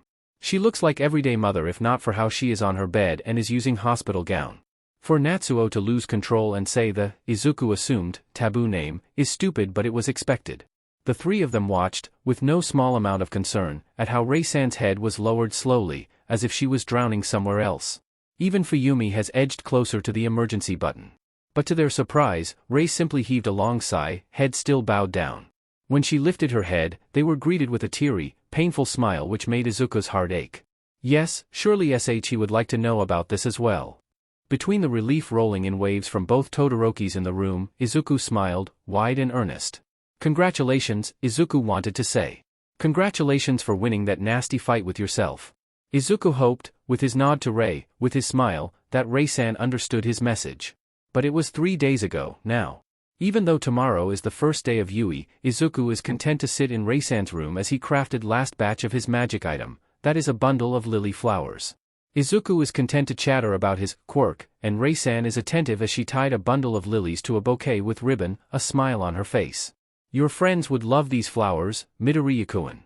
Chanting incantation in his mind to red lily flower in his hands, Izuku smiled, "Rei-san is too kind. My female classmates would love it, but the males? I mean, I can just imagine Kaken's face when I told him, 'Hey Kaken, use this flower on your clothes.'" Rei-san smiled, a hint of mischief and amusement in her eyes. "I see no reason why a fiery good friend of yours would refuse the red one." That did make Izuku pause. "You are right, Rei-san. Oh, maybe I could make one with orange color. If it's his favorite color maybe." His words was cut as the sound of door opening echoes in the room. Thinking it was Fuyumi or Natsuo, Izuku focused his attention to the flower in his hands, chanting the last incantation for everlasting shield. Izuku realized, maybe a little too late, as Rei-san has stopped speaking. Hell, she even stopped moving, and her expression was focused on the door, on who just entered the room. Slowly, thinking the worst, "Please let it not be Enji, not Enji, not Enji," happened, Izuku turned his head. There, in front of the door, stood Shudo Todoroki. Awkwardly shifting his weight from one foot to another, the teenager in casual clothing looked down. At that moment, he looks absurdly like a lost puppy, couldn't move out on his own but too scared to move forward. Deciding that the situation is too awkward, robotically, Izuku abruptly stood up, bowing down to Rei and then to Shudo, and awkwardly shuffled around Shudo to get out of the room with a whispered, "Excuse me." Once the door closed behind him, Izuku took a much-needed breath, slumping down to the hospital's metal chair. Now, that was so out of prediction, holy sheet? Well, he meant. Izuku did mean for this to happen, but not this fast? He planned to introduce himself to Shudo first, maybe become a friend, a day where they would play together, before he dropped the bomb of, "Hey, I know your mom is kinda crazy but chill, I got her and consequently I got you, friend." In more eloquent words, of course. But now this kind spiral out of control. Why did Shudo come now? What does Shudo think of him now? God, did he look creepy? Did he look like he's wooing his mom? Is Shudo jealous to him? No, that couldn't be. Shudo wouldn't think that he's wooing his mom, that's just too crazy, but Shudo is definitely suspicious of him now. Especially because he just declared himself as Shudo's friend without Shudo knowing, and Shudo must know that Izuku gave Fuyumi a pot of freesia as gift. Izuku would be suspicious too if there's a stranger pretending to be his friend, getting close to his sick mom and trying to worm his way into his sister's heart. But maybe he could salvage this situation somehow if he go home now. Maybe he could resolve the situation tomorrow when they met at Yui instead and DMN he couldn't go home right now, his lilies are there. His specially crafted, meticulously charmed, bouquet of lilies. How Izuku wanted to scream. The teenage mage bowed down, gripping his green hair in his fingers. His plan is ruined. Everything is ruined. Izuku doesn't know how long did he contemplate and forming backup plans in his mind, as he sat down and anxiously glancing to Rei-san's door. But it's not long enough time before the door opened and he is face to face with Todoroki Shudo. Izuku, who have stood up the moment Rei's door open, is now locked in a staring match with his to-be classmate and possibly close friend, Shudo. Nervously, Izuku slowly flicked his ponytail long hair from his shoulder to his back. His emerald eyes broke eye contact in the process. DMN, he missed his staff. At least with his staff his hands would have things to do either than gripping his sleeve and playing with his hair. Midoriya Izuku. Right? Why yes. I mean. That's me.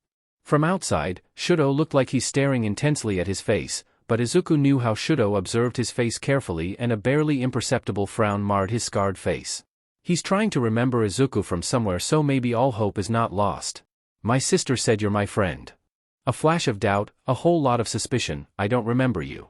Nor I remember being friends with anyone. Ouch. Straight to the heart. Well, a sheepish smile on Izuku's part. That's fine. Since this is technically the first time they met. But, let's start from the start then. I'm Midoriya Izuku, it's nice to meet you. Do you want to be friends with me? Izuku stretched out his right hand hopefully, smiling as cheerfully as he can in this very awkward situation, waiting as Shudo looked at his hand, to his face, and back to his hand again. As Shudo took his right hand in his hand, Izuku was positively beaming. Todoroki Shudo. The scarred teen answered, a nod and a very small, barely imperceptible smile on his face. Nice to meet you too, Midoriya. Todoroki-kun, you're entering Yui High School, right? I enter Yui too, you know? From then, it was pretty easy to pick up conversation with Todoroki, especially because Izuku is purposely chatty. This way, he could lead the conversation away from, how did you know me, on Todoroki's part. They were content talking about Fuyumi, Natsuo, his mother, and some heroes who taught in Yui like Midnight and Present Mike. Though, of course, Izuku did not mention All Might or Endeavor at all. Let's give it our all for Yui, Todoroki-kun. See you tomorrow. The day ended with a bouquet of lilies in Izuku's hands. A much more relaxed Todoroki waved him goodbye. All in all, it was a good day? Well, no matter what the consequences of today are in the future, Izuku decided, today is a good day. Izuku huffed an amused laugh as Kaken strolled to Class 1A like he owned the place, ignoring the other 3 students in said class. Grinning, the blonde slumped in a seat beside the window and promptly propped his feet on the table. Impressive table manner, Kaken. Sawed off, nerd. His words had no heat as Kaken actually pulled Izuku to sit in a seat right behind him. You. Midoriya-kun. Yet before Izuku sat down, a girl with brown, short hair approached him, a big grin on her face. So you make it to Yui. I'm glad.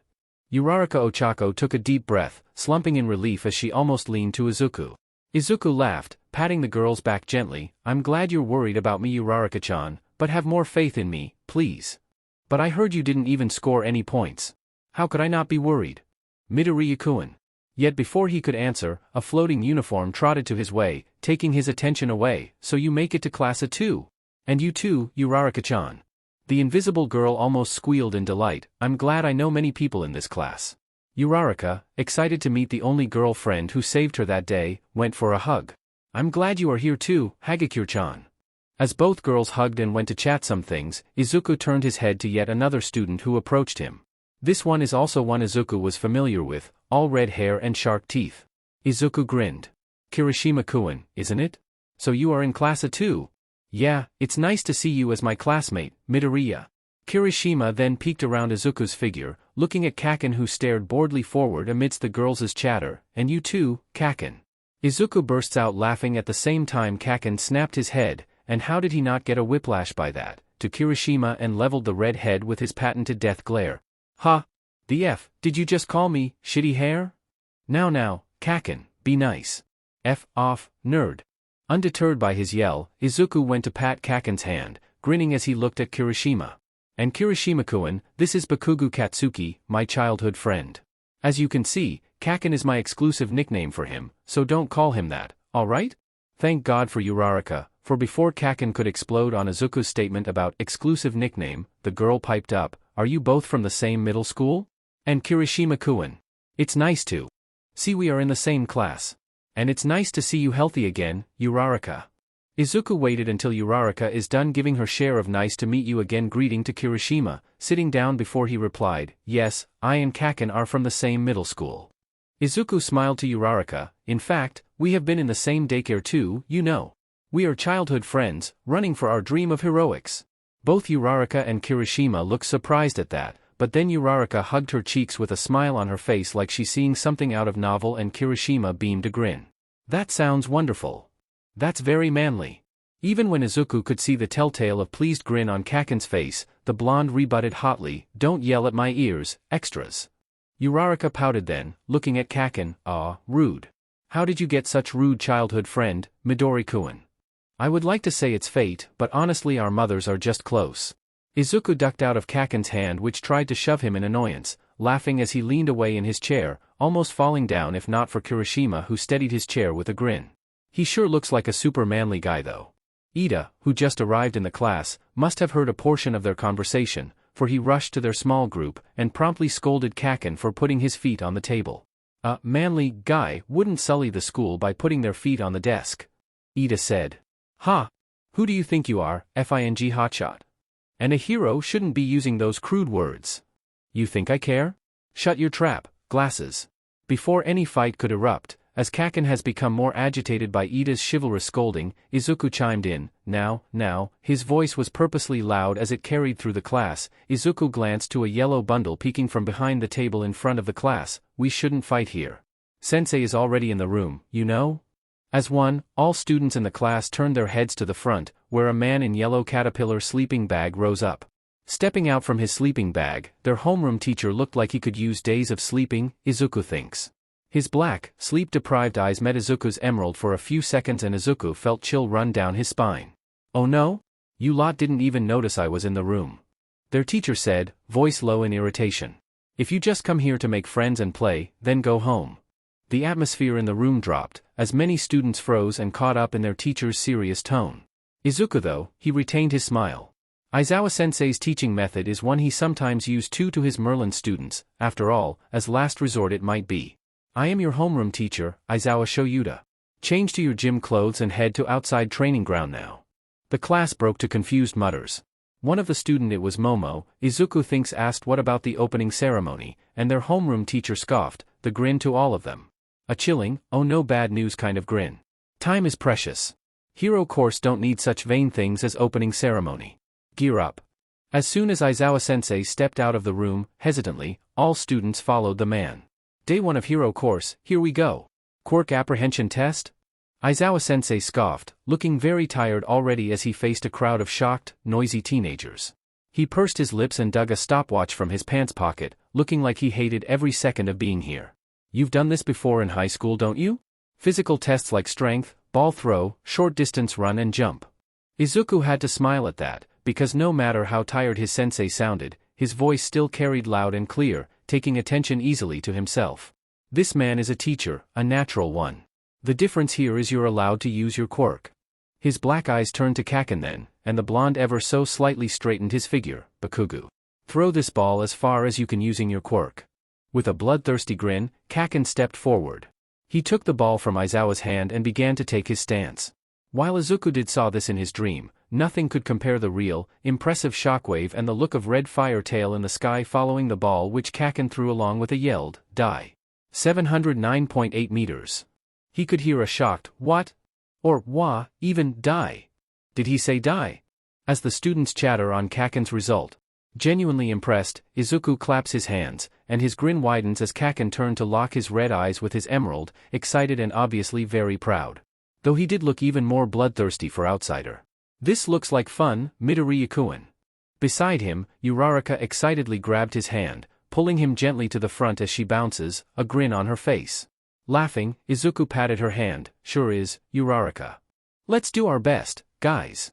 Kirishima flashed his sharp grin not only to Izuku and Uraraka, but to everyone around him, thumbs up in obvious excitement. Fun? You think this test is fun? Quietly, Izuku observed how Uraraka's smile turned strained, as the whole class abruptly quiets with Aizawa's tone.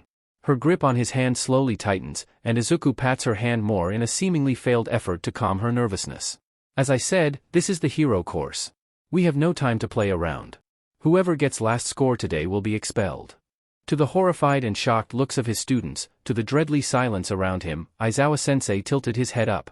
He combed back his hair with his fingers, if only to accentuate how psychopath-looking the grin on his face is.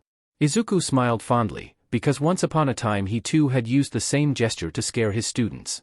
Welcome to UA High School's Hero Course, students. With Uraraka achieved Infinity Point and the ball gone to the stratosphere or possibly space, Aizawa-sensei simply took out another ball and handed it to Izuku. Stepping forward, he accepted the ball and observed it in his hand. Now what should he do with it? Oh right.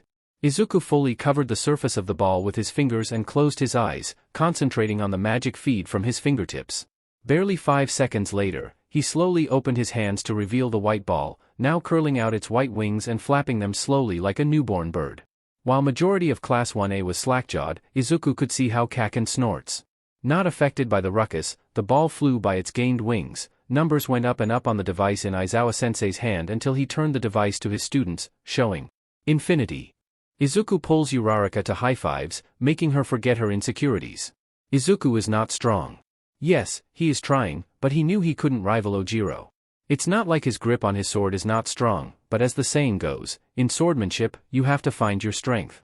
Grip the sword too tight and it would rebel, too loose and it would not trust you. Yes, it is the saying of Merlin to Arthur. Heh. He pulled out his sword out of thin air on distance jump. Aizawa narrows his eyes at that, so he trotted to the teacher and politely asked if he could, by any chance, use his sword for this test. Because technically the sword was his quirk, he made it with his magic. After a brief explanation and gaining a nod from Aizawa, he transformed his sword to a small dagger while flipping it like a baton.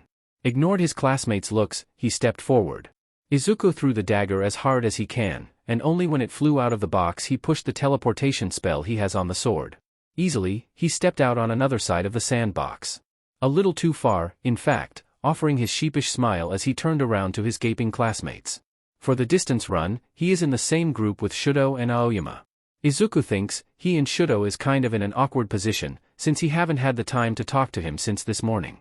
Thus, he turned to Shudo beside him and grins, cheerful and just this side challenging. Shudo's lips twitch upwards for a second, but he returned to his usual cool mask. Once the timer starts, Shudo moved forward while freezing the entire track. Izuku had no problem. Once he stepped to the ice, his foot was equipped with skating shoes in a swipe of flowers. Nor Aoyama, as he used his laser to flew, pausing in the middle as he was. Grinning wide, Izuku jumped, using his momentum to land to change his position, skating back to the finish line. While skating backwards, his emerald eye caught Shudo's red eye, who was looking back for a second, and his smile widens. The finish line was suddenly there, almost toppling him backwards, and Izuku couldn't decide if Shudo's little smile he saw earlier was real or not. Ha! He doesn't even have to use anything on 3-line jump. Avoiding Kaken simulation, which, let's face it, is honestly everyday training, is honestly enough to make him move fast. Like other Class 1A students, Izuku tried to observe Mineta discreetly, to no avail. He was being as discreet as Kaminari, who moved behind Kirishima to peek to Mineta. The great boy is, after all, the one who got the last place in this test. With Izuku on 10th place, and Hagakure heaving relieved breath because she was 19th. Silence was blissfully reigned before Aizawa-sensei spoke. The purpose of the test was not only to test your use of quirks, but to see how serious you are. As I said, Hero Course wanted only the best of the best. It is mandatory to expel those who didn't do as best as they can, or play around during the test. At this, the sleep-deprived sensei looked at Mineta, who went pale as sheet. And then, to Izuku's dread and surprise, he also turned to Izuku, Midoriya Izuku.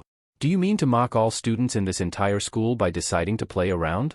No matter how talented you are, like I said, you have no need of those who decided to laze around and not give everything they have. Like you, unsaid as it was heard loud and clear through the silent class. Izuku could feel his blood turn to ice at that, but before he could answer, Aizawa-sensei continued, Midoriya Izuku and Mineta Minoru. Meet me after class. The rest of you are dismissed. And amidst the roaring of his friends, who surround him with clatters like rowdy bunch of teenagers they are, Izuku couldn't think properly. He'll get expelled. Isn't he? Will he? He didn't remember about that in his dreams, and fates would not lead him astray, but maybe? No, he couldn't think about that. Maybe it was just a talk. Maybe it's something he didn't see in his dreams. Gods, what would his mother say? She would cry if she knew he is expelled. Because Aizawa had seen that he has not been trying hard like the others. But why would he? DMN it, even he saw Todoroki pushed himself. Maybe he wasn't that smart in crafting his mask?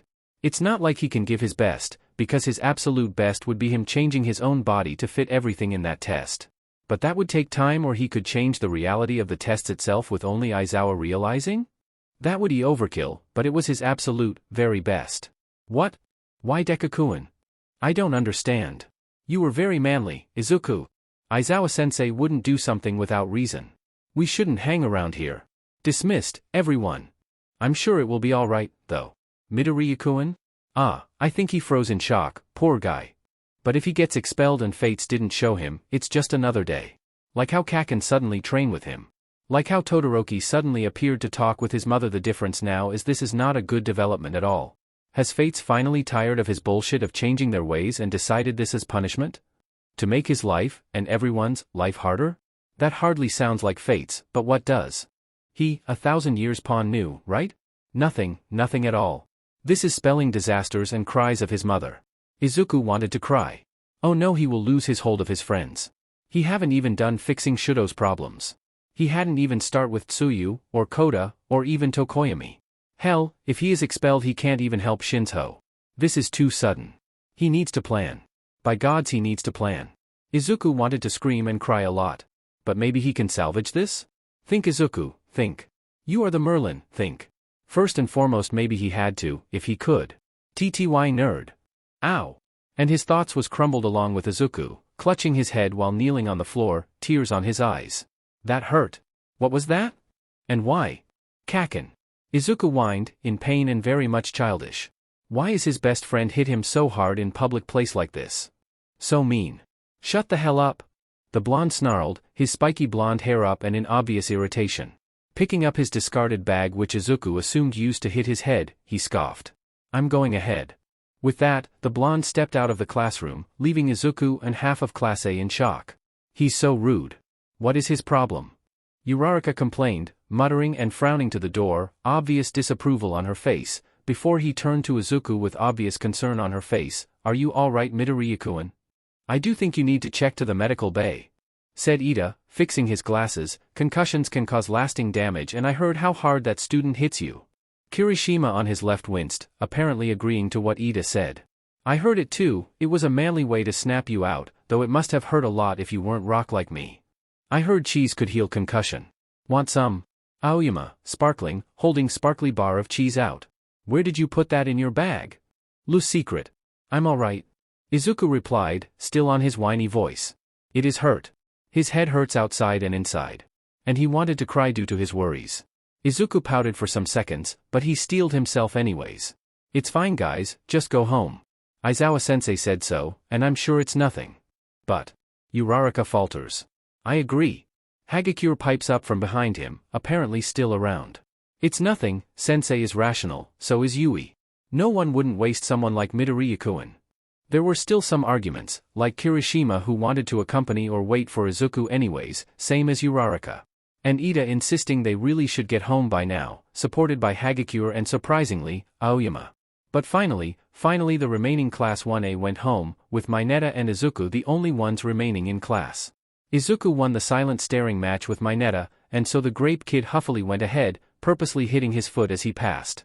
In a fit of 1,000-years-old maturity, Izuku scowled and made Mineta trip on air. He was stepping out of his classroom into corridor when Shudo Todoroki, apparently on his way out to the gate, why is he still here though, looks at him. It was quiet then. Izuku stopped a distance away from Todoroki, and Todoroki also stopped. The hallway is quiet. They are the only people here. Realizing Shudo probably worries about his well-being but doesn't know what to do about it, and that him staring at Shudo would make the latter uncomfortable, Izuku smiled. Some of tension on Shudo's shoulders disappear, whether the Todoroki realizes or not. Though his cool mask is still here. Be careful on your way out, Todoroki-kun. Izuku said, smiling. Don't worry, I'll be alright. And because Shudo is still there, he continued, I'll go ask your number from Fuyumi-san and I'll contact you after this, then. Say hello for Fuyumi-san for me. Apparently convinced enough, Shudo nodded to Izuku. Almost as an afterthought, the Todoroki said, I'll be waiting. And then he disappeared down the stairs, to the gate. Izuku huffed an amused laugh, continuing his way to teacher's lounge. Shudo really needs to work his social skills, which, he is willing to help, later. By this time, he's just delaying the inevitable. Izuku wring and tug his green, curly hair on his lap. Every so often he would wince if unconsciously he tugged too hard, but really he just worries. And is thinking about possibilities on how this talk would go. Apparently Aizawa-sensei has called Mineta's parents and luckily his mother is in 5 minutes distance from Yui. What proceeds was a long talk about Mineta's manners and his expels from Yui. It's not like Izuku wanted to eavesdrop, but he is sitting on the waiting chair in the lounge outside of the principal's office. From here, the principal's, Aizawa's, and a woman's voice he could hear clearly. Truthfully, Aizawa-sensei has offered to talk to him while waiting for Mineta's mom, but Izuku has ungraciously said he had to go to the bathroom, in which Aizawa flatly stare at him but lets him go anyway. And now he kinda regret that decision because here he is, being eaten by his anxiety, wringing his own hair to messy braids, broke it down, and braid it again. It didn't help that he is kind of upset that he has emotions. Does it make sense?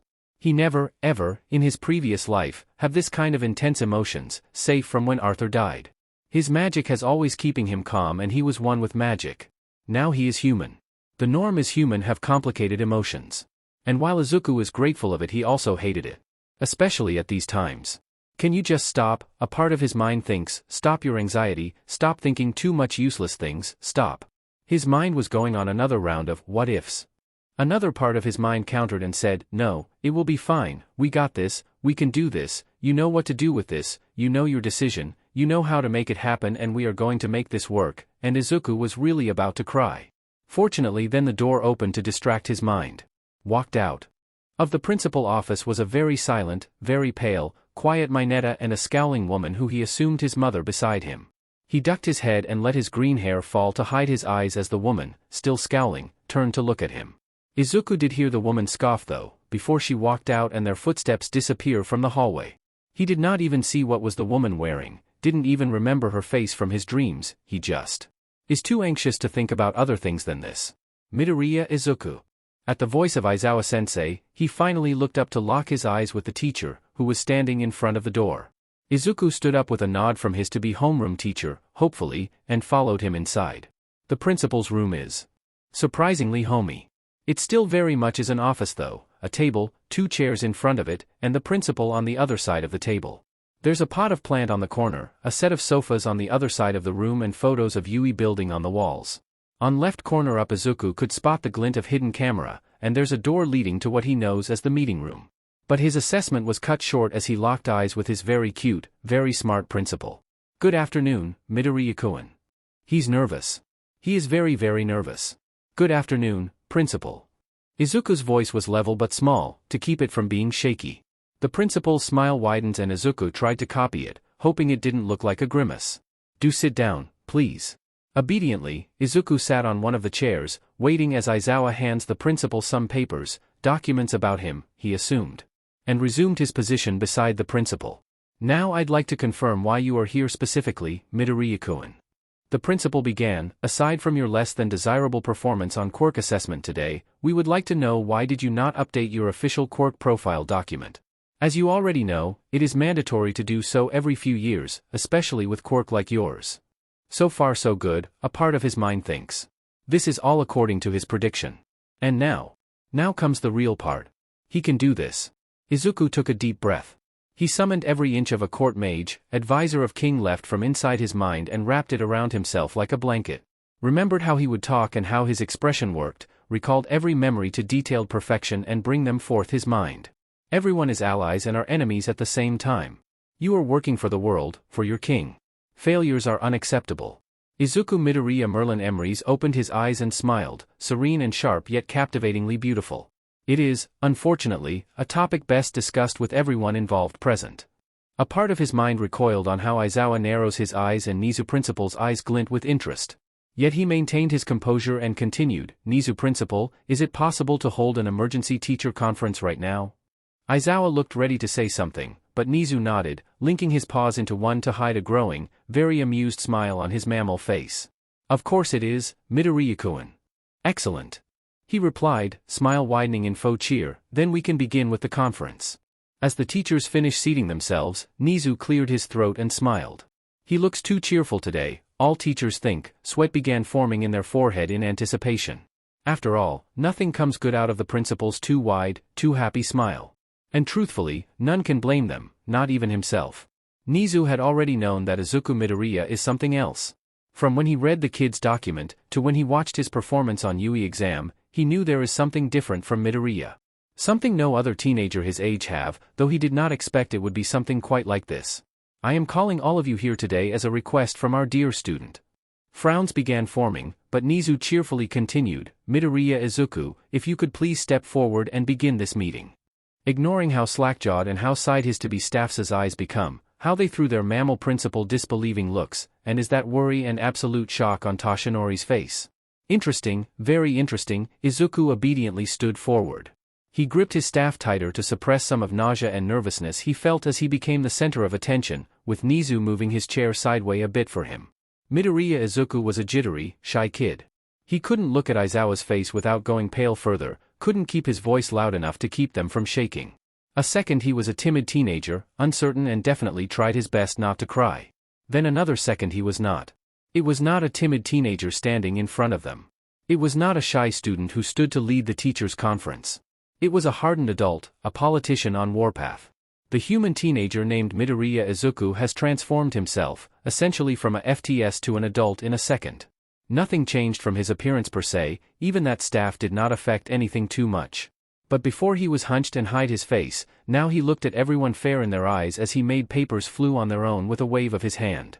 The document duplicated themselves in air to fit audience's numbers, and landed themselves neatly in front of each one of their teachers. His smile is polite yet friendly, the kind Nizu only saw at Hero's annual yearly gala, a mask of faux politeness to hide business. His eyes was still the brilliant shade of emerald it was, but no innocence of teenager present.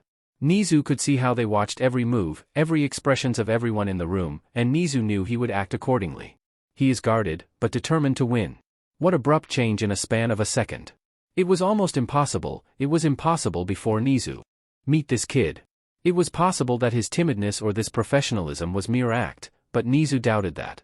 He had seen and knew of humans from his life, he knew how most of them works, and he knew the timid, shy teenager he saw not 5 minutes ago is as genuine as this politician standing in front of him. Though Nizu does need more data about the kid's behavior from his previous academia and family, the realization enough was unsettling. Even Aizawa realized that. Aizawa fished a very, very interesting student this year. Izuku Midoriya, for Nizu, is a mystery wrapped in gift box. He loved to open them and pick them apart. Loved to count how fast he could find the truth. To know if his score could rival his previous mystery. And it shall not be different with Midoriya Izuku. As of now Nizu listened how Midoriya calmly explained the purpose of this meeting, the documents, of his own quirk profile and Yui administration, and he began talking about his quirk. Indeed, it was the topic which pulled out this side of the kid. Even Nizu could openly admit he is very curious, excited, even. Admittedly, magic is something of an understatement to describe my quirk. I believe one of you could further explain in another time, and most of you have already seen what I can do with my quirk. Nizu noted how Toshinori flinched for a brief second as Midoriya locked eyes with him. I will be as quick and efficient in explaining it. In short, I can manipulate reality. Frowns are forming on his staff's face, but Nizu could feel his blood slowly runs cold. If Midoriya meant what he meant, then there is no better way to say it. Reality can be whatever I want. Nizu blinked, and suddenly the room's ceiling dissolved to cherry blossom petals, down to the walls, dissolving to nothing. He could see Yui back garden. The school is slowly dissolving to nothing and no one, absolutely no one took notice of it. Not even the girl who passed their grounds, as if the school was never there. Aizawa's chair beside him clattered as he made a move to lean closer and stop the kid's quirk, but Nizu put a paw on his hand and Aizawa slowly, obligingly, sat back down. He made eye contact with each of the teachers and they calmed down, slowly putting down their weapons. As you can see, I can turn this school to nothing at my will. Midoriya took a deep breath, clenching and unclenching his staff in his hand. His smile turned sardonic then, continuing. I can bring out your worst nightmare. I can resurrect corpses and start apocalypse. I can turn anyone I want to stone, cherry blossoms, or erase their existence. To quote cliché villains, I can rule the world. I can also bring out utopia, eternal life, never-ending beauty for everyone. Another blink, and suddenly they are all sitting in a field of flowers. The smell of roses was real in his nose, Nizu thinks. Aizawa bent down to pick up a white lily and testily grasp its texture in his hands. Present Mike sneezed due to his spring allergy. Oh, sorry Mike-sensei, didn't know you're allergic. And suddenly they are back to their room. Aizawa's lily still firm on his hands, the man staring at it. You have to understand what I can do. What I am capable of. With that, he locked eyes with Nizu and Aizawa, and Nizu somehow is glad he could notice nervousness and even fear there, This is why I refuse to attend assessment. And why I can't use my full potential. As of now, my full potential is moving Mount Fuji to Akihabara if I tried hard enough. If the situation was not so dire, Nizu was sure the sheer incredulity of that statement could crack present Mike up. You have to understand, Izuku Midoriya repeated, his tone gained a pleading edge, my quirk is dangerous and powerful. I, myself, could be used for terrible, horrible things. I refuse to let the government know about this. He gripped his staff, lifted up his chin and stared at each one of them almost in challenge. I refuse to be used in any way. I refuse to even let my mother know. It was a pin-drop silence in the room. Nizu knew a lot of his staffs doesn't know how to react to this. By law, Izuku Midoriya belongs to a prison. His quirk alone is enough for him to be an outlaw, a threat who have to be locked. Too loose of a cannon to be used. Nizu almost wanted to lay down. Almost. If you wanted, I will list out everything I am capable of, though I request it would be put in utmost secrecy. A question, Midoriya-kun. Midoriya looked at Nizu, and he continued anyway, this explanation is very enlightening. I thank you for trusting us and Yui with this information. Though I'm sure we all need time to process this and discuss it. In fact, I'm going to hold a meeting right after this. Nizu smiled, before that though, we have to be sure. With that power under your command, what do you want to do? Surprisingly, his politician mask cracked even more, a surprised, dumbfounded teenager found its place on the kid's face. Me? He linked his paws together, shoulder lowering to relax a bit, yes, you. I don't know. You don't know? Midoriya shook his head, apparently completely dumbfounded. I mean, I want a good life. He asked, unconsciously gaining his more childish tone, I want my mother and Kaken to be happy? I was never asked about that before, was the unsaid, but Nizu understand either way. Interestingly, it's not I want to be a hero either. And what do you want us to do about your situation? That, apparently did snap Izuku back to their situation, his calm mask returning in a blink. He looked around the room for a moment, then. About that.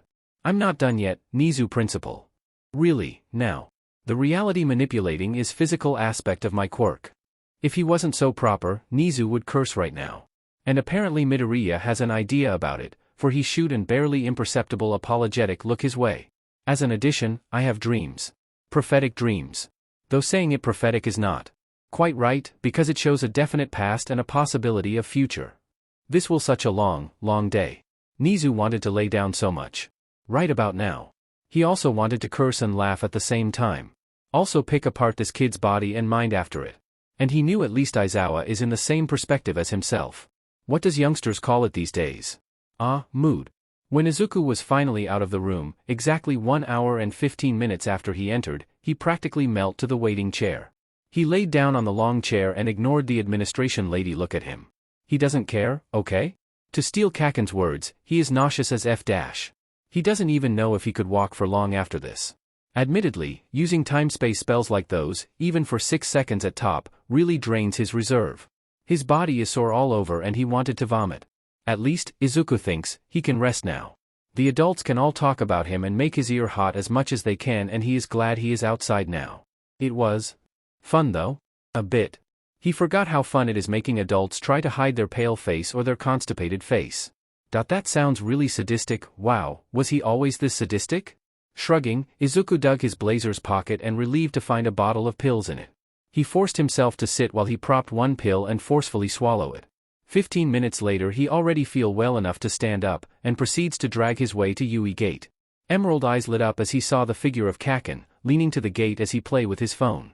His nausea easily forgotten, Izuku ran to his best friend, and because he's a plus ultra kind of person in annoying Kaken, he jumped and latched himself to Kaken's unguarded back like a koala.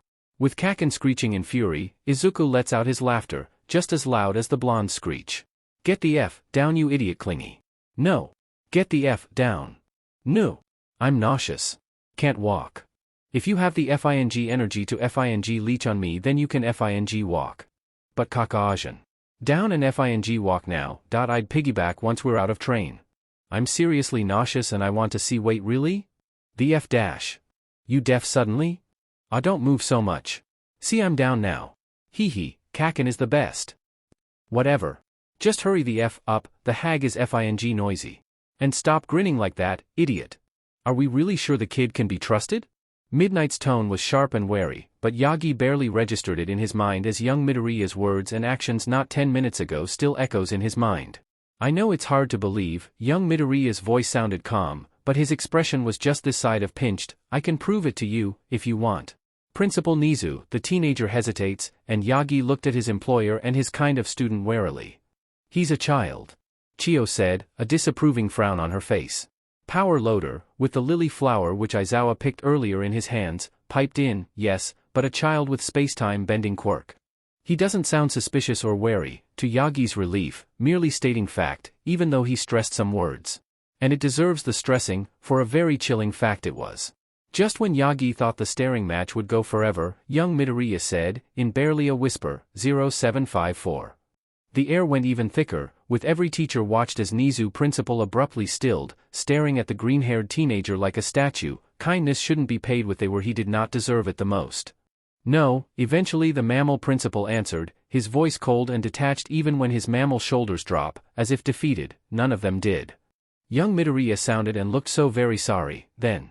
Staring at young Midoriya, Nizu quirked a small, humorless smile. It was a long time ago, and Yagi, as well as his fellow teachers, realized it then. He knew. Whatever happened with their principal, what leads to his existence, he knew, and the principal himself acknowledged it. A definite past and a possibility of a future. If young Midoriya can prove it, which he did, just now, unraveling something correct and of utmost secrecy of their principal, then it is very likely that he can also predict the future correctly. It is something that not only Yagi, but everyone in this room realized, no matter how unbelievable it is. His prophetic was it omniscience now? The kid had gone out of his way to tell us. Hound Dog said, once again breaking the tense silence. If we are to report him to the government, the hero continued calmly, flatly, as he spoke of the almost taboo thing they are itching to do, are we sure he wouldn't turn on us or the world itself?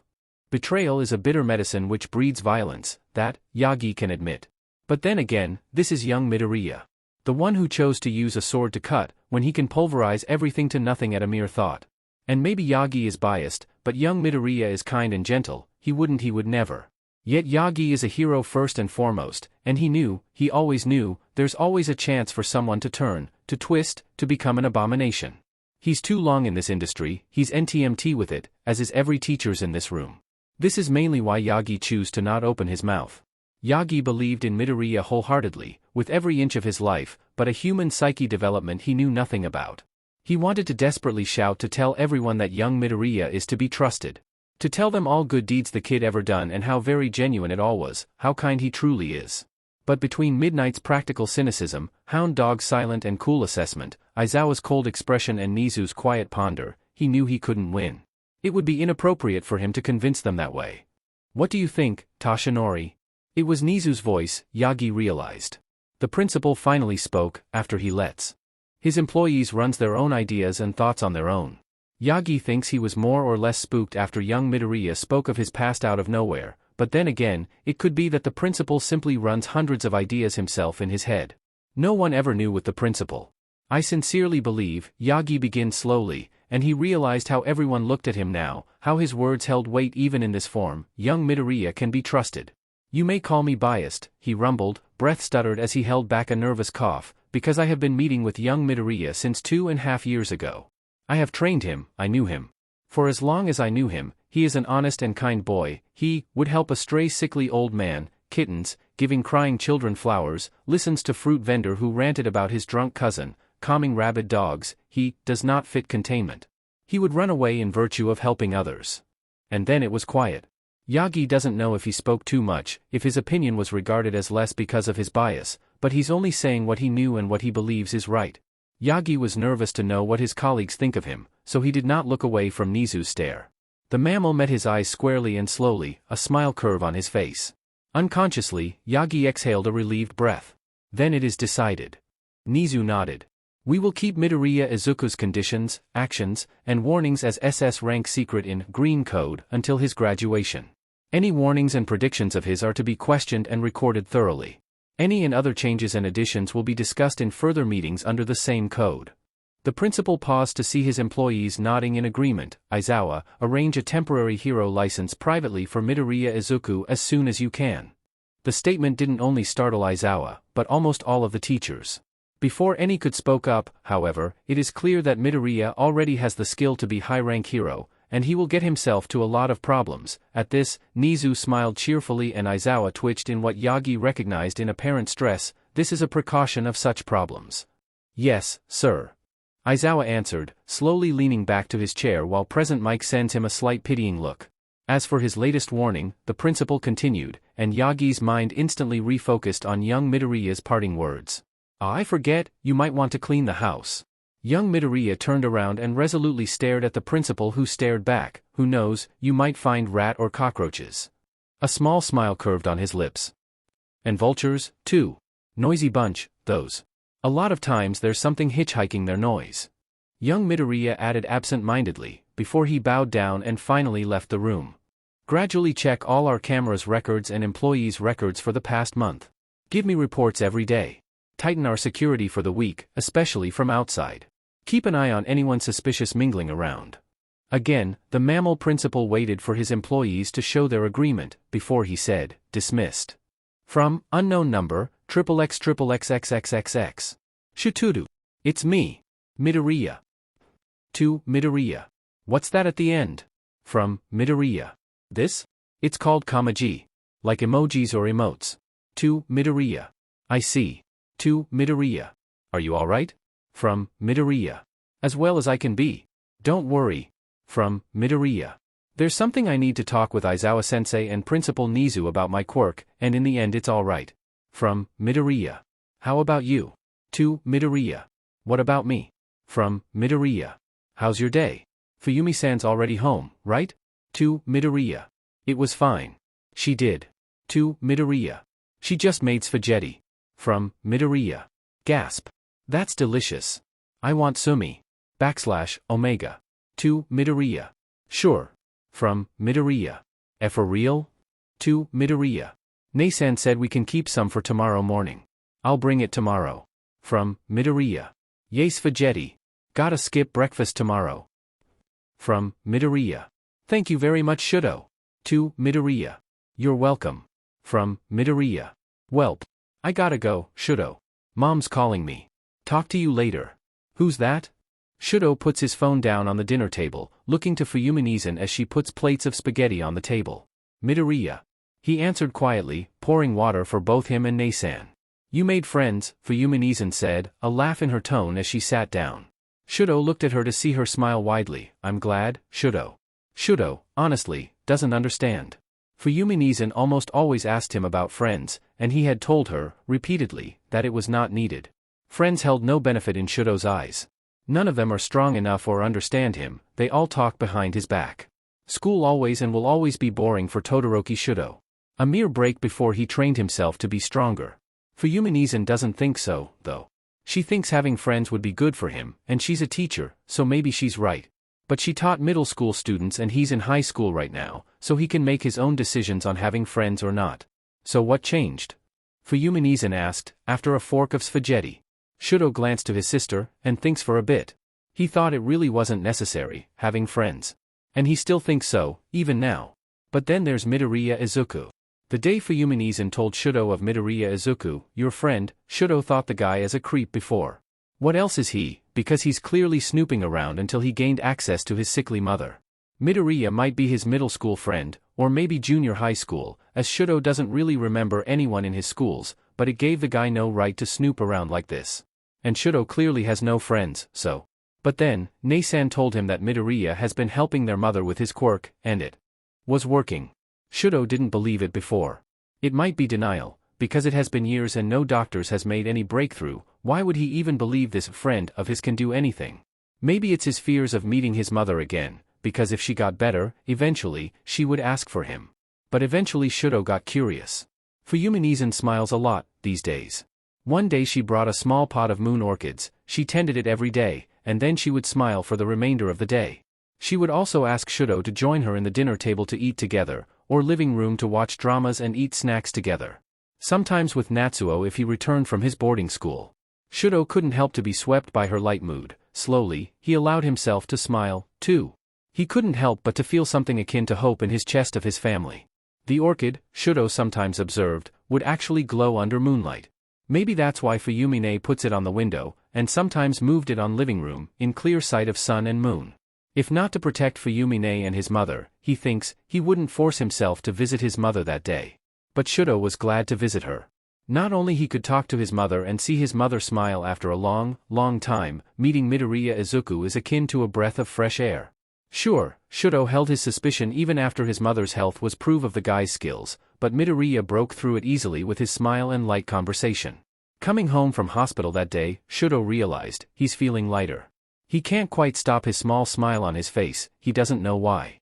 Maybe it's his mother, maybe it's Midoriya. He was genuinely puzzled at this though, and when he asked Fuyumine, she had laughed and said that Shudo had fun. She laughed and ruffled his hair freely and it only made Shudo follow to a small chuckle. Midoriya Izuku made him remember what fun is like, once again. Midoriya Izuku, he suspected, is the one who gifted Nasan the orchid and it brings hope to his family. Midoriya Izuku is his friend, that's for sure. No one would ever do such things for him before, and for Midoriya, he would repay him as his friend. And so, the most appropriate answer would be, Midoriya Izuku happened. Fuyumine blinked slowly to his cool innocent face, and she snorted. Very unladylike, yet very free. Like all the new things Shudo learns about his siblings. This is nice. A pop-up notification appear on his phone, then. One unopened message. From Midoriya. My mom would bring me cupcakes tomorrow. /. A small smile curved on his lips then. Nope, not nice, this is great. As soon as he stepped to the classroom, Izuku hounded Shudo who already sat at the back of the room. Todoroki-kun. He cheered, and he didn't know whether it's his visible excitement or his loud voice, but he could see everyone in the class, excluding Kaken, halfway to his seat, jump to his sudden outburst. The Todoroki only flinched, and gave a nod to Izuku. Cheerfully, Izuku almost skipped his steps to Todoroki's seat. Quickly pulling out his small bento box, he opened it with a, Tada. You didn't tell me what you disliked yesterday, so I brought one of every flavor my mom made. But trust me, you want to try chocolate first. Encouraged by his nods, Todoroki took one chocolate cupcake and slowly bite it.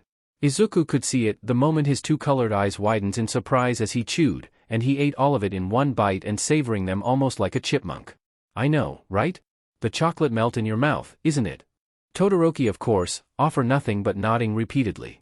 Until realization seems to hit him and he twisted his body around to pull his bad and gave Izuku his own bento box. Second day of school, and spaghetti friend as breakfast. I was just kidding, didn't think you would give me this.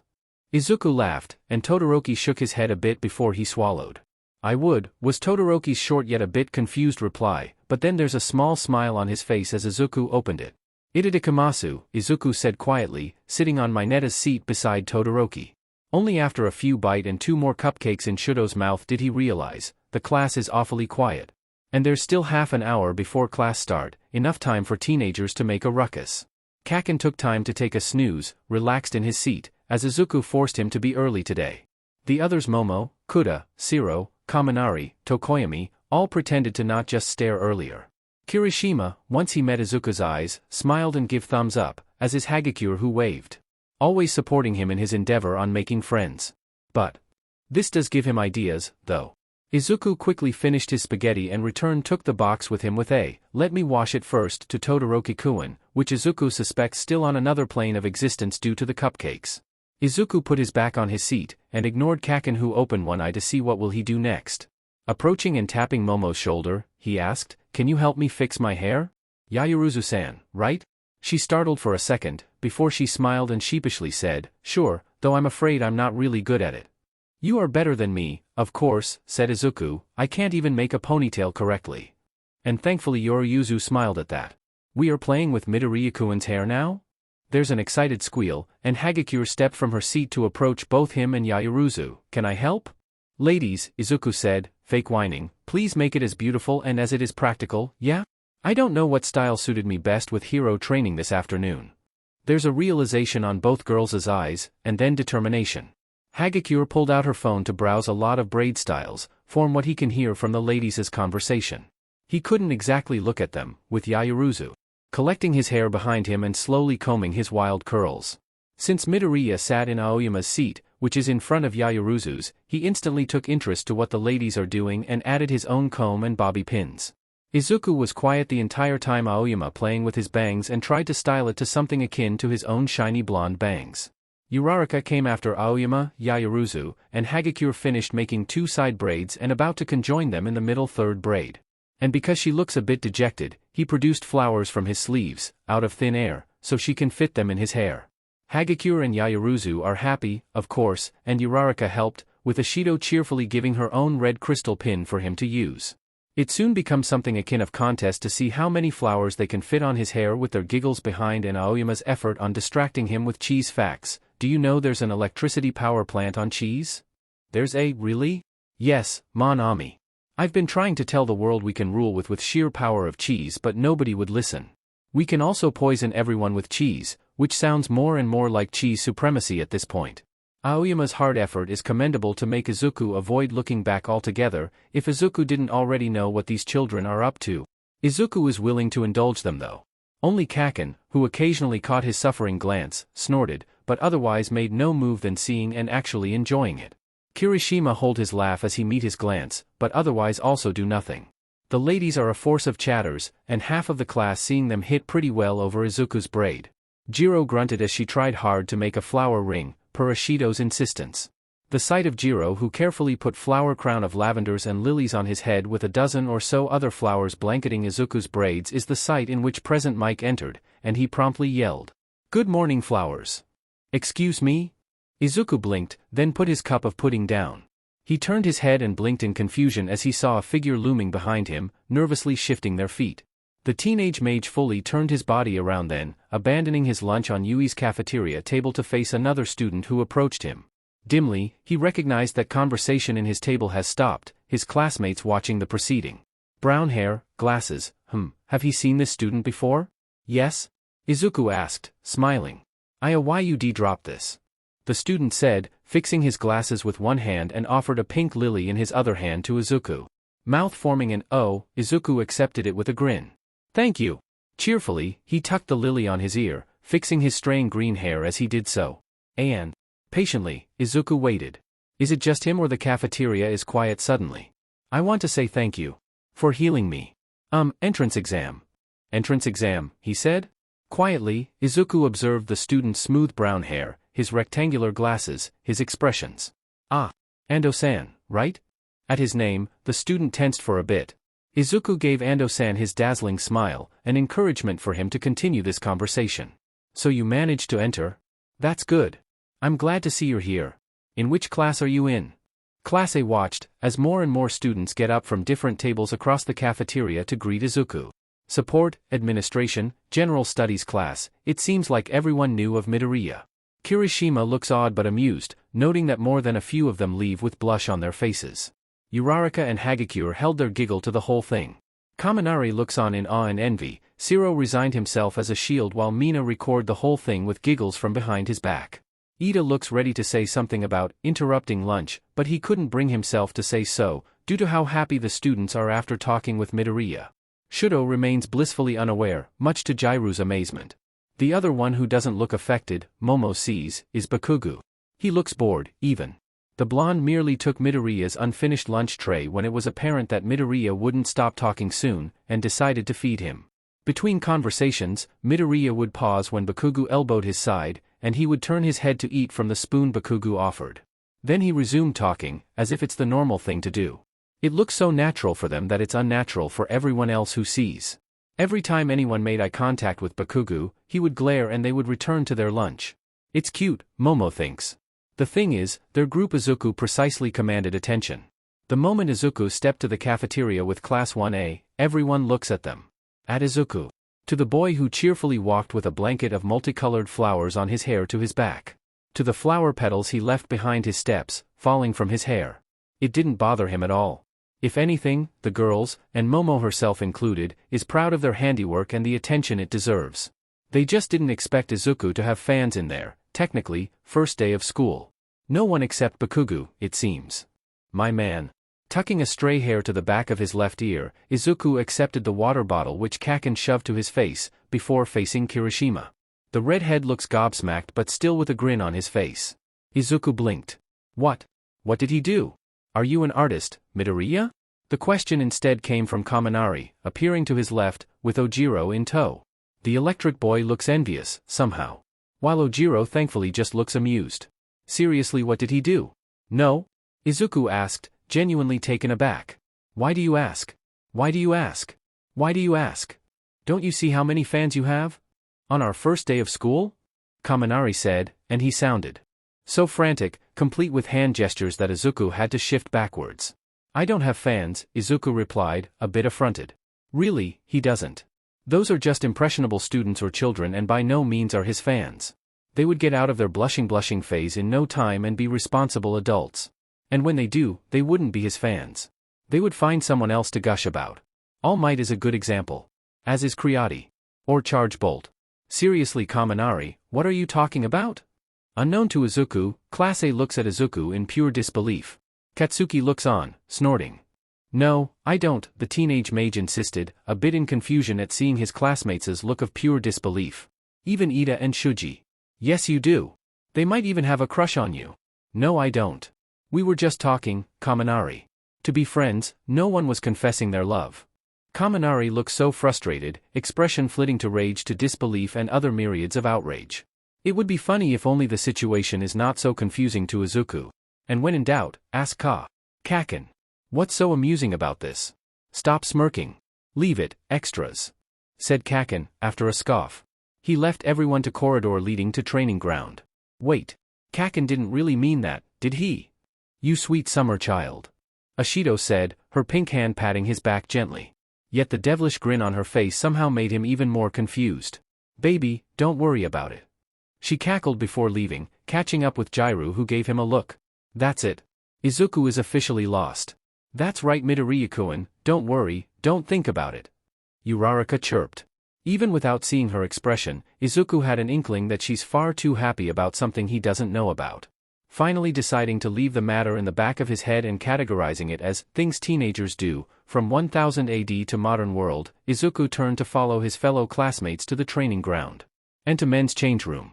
Ah yes, his costume. Izuku made a face at that, reminded of the ordeal which leads to his current hero costume. When Izuku first read costume design requirement in his UE registration form, he dismissed it. Izuku doesn't need a hero costume. It's not like he will fight, you see. If Izuku is going to have his way, then by the time of graduation he could go travel the world. Or build his own hero agency where all he does is drink tea and eat sweets all day. That would be the life. Izuku would leave fighting to the heroes while he handled the occasional cleaning and healing. Other than that he would train some heroes like good OL days and he would get to relax. If Sir Nightie's suit is acceptable as a costume, Izuku doesn't see why, whatever it is I wear, is not an acceptable costume design. But since his mother gave him this look, Izuku finally relented and drew a hooded coat. The coat and the hood could be separated, but they are joined by a big green ribbon in the middle of his shoulders. The hood and the coat are both white, with a green lining on the cloth's border. Specification, he wrote, as light as satin, heat-absorbing material, waterproof, fireproof, bulletproof and other things he thought would be able to do with modern technology. His mother doesn't exactly approve of it, but he had insisted that she doesn't have to design or make any costume for him, so she relented. The problem came in form of Kaken. When Kaken came to visit and curiously check his UE's registration document, he was outraged. What the F is this? Izuku, with ice cream spoon in his mouth, stared blankly to the piece of paper his best friend waved furiously in front of him. He blinked. A paper? Kaken must have understood his expression because he narrowed his eyes, tore the paper in his hands with unhealthy fury, and threw it to the bin. Wait. Didn't he take that from the ready stack of documents about to be delivered to Yui? Your hero costume, nerd. Kaken gritted out raising his fist when Izuku glared at him indignantly. Change it. My coat is. Fine. Your style is FING outrageous. Any coat would be useless to cover your minus fashion sense. It's about that Hawaii shirt he insisted to use for weeks, isn't it? That pink, flower-patterned Hawaii shirt he used with yellow jeans and red shoes. Kaken couldn't stop complaining that he's 1. A street lamp, 2. Ugly lollipop, 3. Walking stabilo pen stitched together, 4. FING ugly, DMN horrendous, what the F are you doing with your life? But those are comfortable. The shirt is cold, the trousers soft, and his red shoes are great. And they didn't make anyone's eyes bleed. Kaken is too dramatic. But see, Kaken always complains. Izuku likes to use what he likes to wear. So what if his pink coat clash with his yellow khakis? It's DMN comfortable, Kaken should shut up. And apparently he must made some kind of face because Kaken slapped the back of his hard. Not hard, mind, but still kinda painful. Do it over. He commanded. But. Do. It. Over. Realizing that he will have no way out of this, what with mother pretending not to listen, thanks mom, way to show your support of his, maybe, bad fashion sense. Fine. Putting his cup of ice cream to the table. Izuku stared at Kaken, who waits. He didn't even give him a paper. Or a pen. Kaken just waits. Alright, a show it is. Izuku stood up from the sofa, walked around the living room table, and stood in front of Kaken. From the kitchen, his mother perked up, curious. With a clap of his hand, his current shirt and boxer melt away to petals of cherry blossom. They reveal a forest green, long-sleeved shirt beneath it, a white scarf curling around his shoulders. The petals also carved away for a black skin-tight trouser to form on his feet. Completing his costume, a green sandal. Izuku flicked his hair back, proud. Kaken observed the outfit for 5 seconds before he snapped, you going to be hero or to go on FING vacation? Geez, Kaken. Another clap, and he's in a tight suit of Batman. Only it's green and a flower symbol is on his chest instead of bat. Too classic. And you're scrawny, it's ugly. Humph, clap. Doctor coat, with formal get up. Izuku fixed his glasses up. You're not a FING doctor. Clap. UE uniform. What, you don't want to graduate? Clap. A straw hat, short khaki, red vest. Kaken stared, unimpressed. Izuku stared back. Slowly, he stretched his mouth to a wide grin. I want to be a pirate. Kaken threw the sofa's pillow to Izuku, who ducked with a yelp. Mother is giggling from the kitchen. Izuku sighed, and clapped. A Victorian-themed dress, frilly on the edges, green leaf color. His hair was even up to a bun. Izuku opened a white umbrella and posed in front of Kaken, who, strangely, didn't make an angry or constipated face. Only contemplating, then a flat one. You tripped on thin air even with trousers, let alone a DMN dress. Izuku blinked. And just to mess around Kaken, he batted his lashes and said, but I want to be a pretty girl. Shame, Kaken didn't even blink. Not with your ugly fashion, you FING don't. Izuku huffed, and clapped. Umbrella melt away to flower petals to reveal a metal sword. A steel armor, covering his entire body. Metal gloves, horned helmet. Boy, this is heavy, even though this is just magic construct. Just how strong is his king and his knights? Too heavy. This time, Izuku agreed. Clap. Armor gave away to white shirt and black vest covered with a suit. Too formal. Izuku made an agreeing noise. This also made him look like Night Eye Jr., or Kingsman. Clap. A white suit over white shirt. Thigh-length white skirt, black stocking, high heels. It was quiet, save for his mother who tried to hold her giggle. Izuku grinned as he saw Kaken's red face and glazed expression at his unexpected nurse outfit. 101 Kaken not responding? Izuku propped his right foot front, bending it and tilting it just so. Look at my smooth foot, and yelped, clutching his head in pain as Kaken threw the plastic flower vase on the table to his head with terrifying precision. It hit with a thunk. He didn't even see it coming. Kaken knew no mercy. Take this seriously, you fucker. Groaning, Izuku clapped over his head, making it look like a dejiza-praying apology from his position on the floor. His nurse outfit melt away to reveal a long-sleeved white shirt. A black vest over it. A sword holster circling around his waist, connected to a black, tight trousers. Izuku stood up with deep green, heeled boots which reached his halfway to his ankle. A green ribbon covered the left and right side of each boots where it connected with his trouser. White gloved hands fixed his hair up in a green ribbon ponytail, its long ribbon along with his green hair falling to a white hoodie, his originally designed white hooded coat covering his shoulders, reaching down to his ankle. The teenage mage clicked his heels in place, pouting a bit. Happy now? Kaken was quiet for more than 30 seconds then. He looked at Izuku up and down, then actually stood up and walked around him. Like Aunt Mitsuki, a fashion designer in path of inspecting a piece of clothing. And Kaken insisted he is nothing like Aunt Mitsuki. As if. Finally, Kaken stopped in front of him, looking at his clothes in close range once more, before he stepped back and nodded. Good enough. It might as well be outstanding, coming from Kaken. And so he grinned, transformed the design to a piece of paper with magic, and began discussing ideas about the materials to Kaken. Deku. Uraraka cheered and lit up the moment he saw Izuku in his costume. You look great. Thank you, Uraraka-chan. And you look great too. Space theme, eh? He appraised, finally seeing the costume for real after seeing it so many times in dreams. More colorful and vivid, in a way. Midoriya. Kirishima jogs over, Kaken trailing behind. You're like, straight out of fantasy world, man. Are you a bard? Izuku laughed at that. Oh Kirishima, if only you knew of the truth you so-called fantasy. Wrong guess. Guess again. A healer. Ochako piped up. Close, but nope. Manly swords master. Kirishima, this time. He's a mage, of course. Before Izuku could answer, Hagakure piped her up from somewhere around. The three of them jumped at that. Floating hands made their appearance, a faint giggle could be heard. Hagakure-chan, don't do that. Izuku jokingly scolded. They spoke a bit more about everyone's costume. Ida's costume, who looks just like Ingenium, Aoyama asking Hagakure if she's really naked there and the answer is no, Kaken's overly badass costume, Shudo's ice side and a few more. Kirishima leads with excited claiming and manly here and manly there. Overall, Izuku observed, the students are getting close with one another, faster than he anticipated. And then, All Might appeared. Izuku nodded along to the excited mutterings and All Might's explanation of battle trial. He had seen this in his dream. Yagi-sensei looks nervous when Izuku looked at him. He needs to talk to the man to clear those things he said with teachers meeting the other day, so Izuku spent his time looking at the artificial sky and nodding along the explanation. And while he anticipated the random dice, it's always a probability for small changes like those, but he knew he will be fighting against Kaken. Some things are just meant to be. And true enough, first battle is Villain Team, Uraraka Ochako and Midoriya Izuku. Versus Hero Team, Ida Tenya and Katsuki Bakugou. It seems like not even this changed. Good luck Midoriya, Bakugou. Kirishima called, you too, Uraraka, Ida. Izuku waved the redhead's enthusiasm with a smile, jogging to follow Uraraka to the pointed building. Where the nuclear bomb supposedly is. What's our plan? Uraraka asked, tense but excitement in her voice. Kaken would chase me like a hornet. With flamethrower. Izuku solemnly said, and Uraraka giggled at that comparison, her anxiety slowly bled away. So, Izuku leaned in, waving for Uraraka to get closer so they could whisper and properly become the scheming villains here. This is what we should do.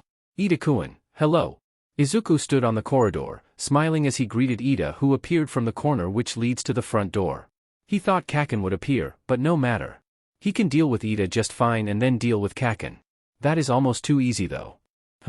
The Ingenium Jr. shifted his feet, apparently nervous for 2 seconds before he yelled enthusiastically, prepare yourself, villain. I shall stop you and bring you to justice. Gods, Izuku wants to giggle. Ida is so he's funny. He's too serious for a teenager. But instead, Izuku wholeheartedly entered his role as a villain and twirled his black staff in hand and knocked it standing on the floor. It deceives his attack as a dramatic, good pose. Izuku twisted his grin to wide and manic, before he purred, you shall not pass, hero. Ida didn't get far though, before he could accelerate, vines sprouted out of the floor, tangling his feet and engine its thorn. His feet engine stuttered and then accelerated in an effort to break through, to no avail as the vines grow larger and added in number, sprouting from the floor. My, Izuku, still grinning in his villain act, walked to Ida and unsheathed his golden sword, tilting it up to Ida's neck. Any last word? He asked, maybe too cheerfully psychopathic as Ida gulped. Izuku didn't wait for an answer, he tilted his sword to hit Ida unconscious, but before he could swing, he had to pull back as explosions appeared on where he had been. Kaken had flew over Ida, using the wall to ricochet to explode Izuku's head. He didn't even wait for Izuku to recover before he sprung from the floor to lunge at him. Izuku ducked from his left hand, homing his sword to Kaken, and he blocked it with his gauntlet, metal against metal.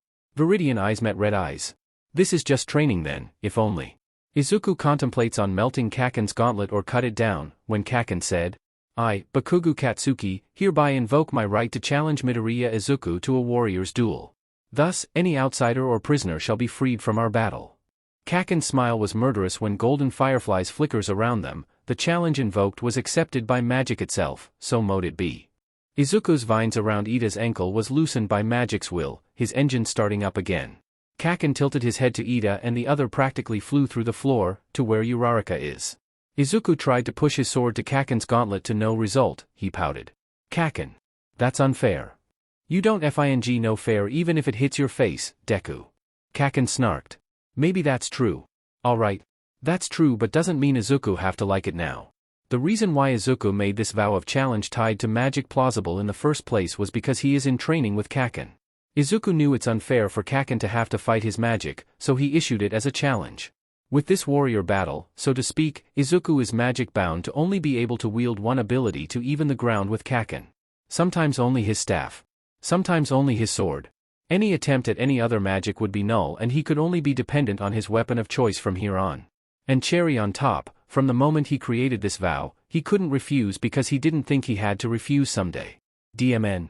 So mote it be. Izuku nodded, his magic staff dissolving to cherry blossom. As soon as Izuku pulled back, Kaken's hand honed for his shoulder, and he had to jump away from the explosion. And so began their deadly dance, once more. Yagi, who heard their conversation, had to mask his laugh to a cough. That would certainly explain why young Bakugou is relaxed and let young Ida get caught. To use their vow from training to this trial is certainly clever of him. It doesn't hurt to see young Midoriya's disgruntled, pouty expression. Definitely understandable. Is he allowed to do that? One of his students asked. Sato, was it? And Yagi returned watching.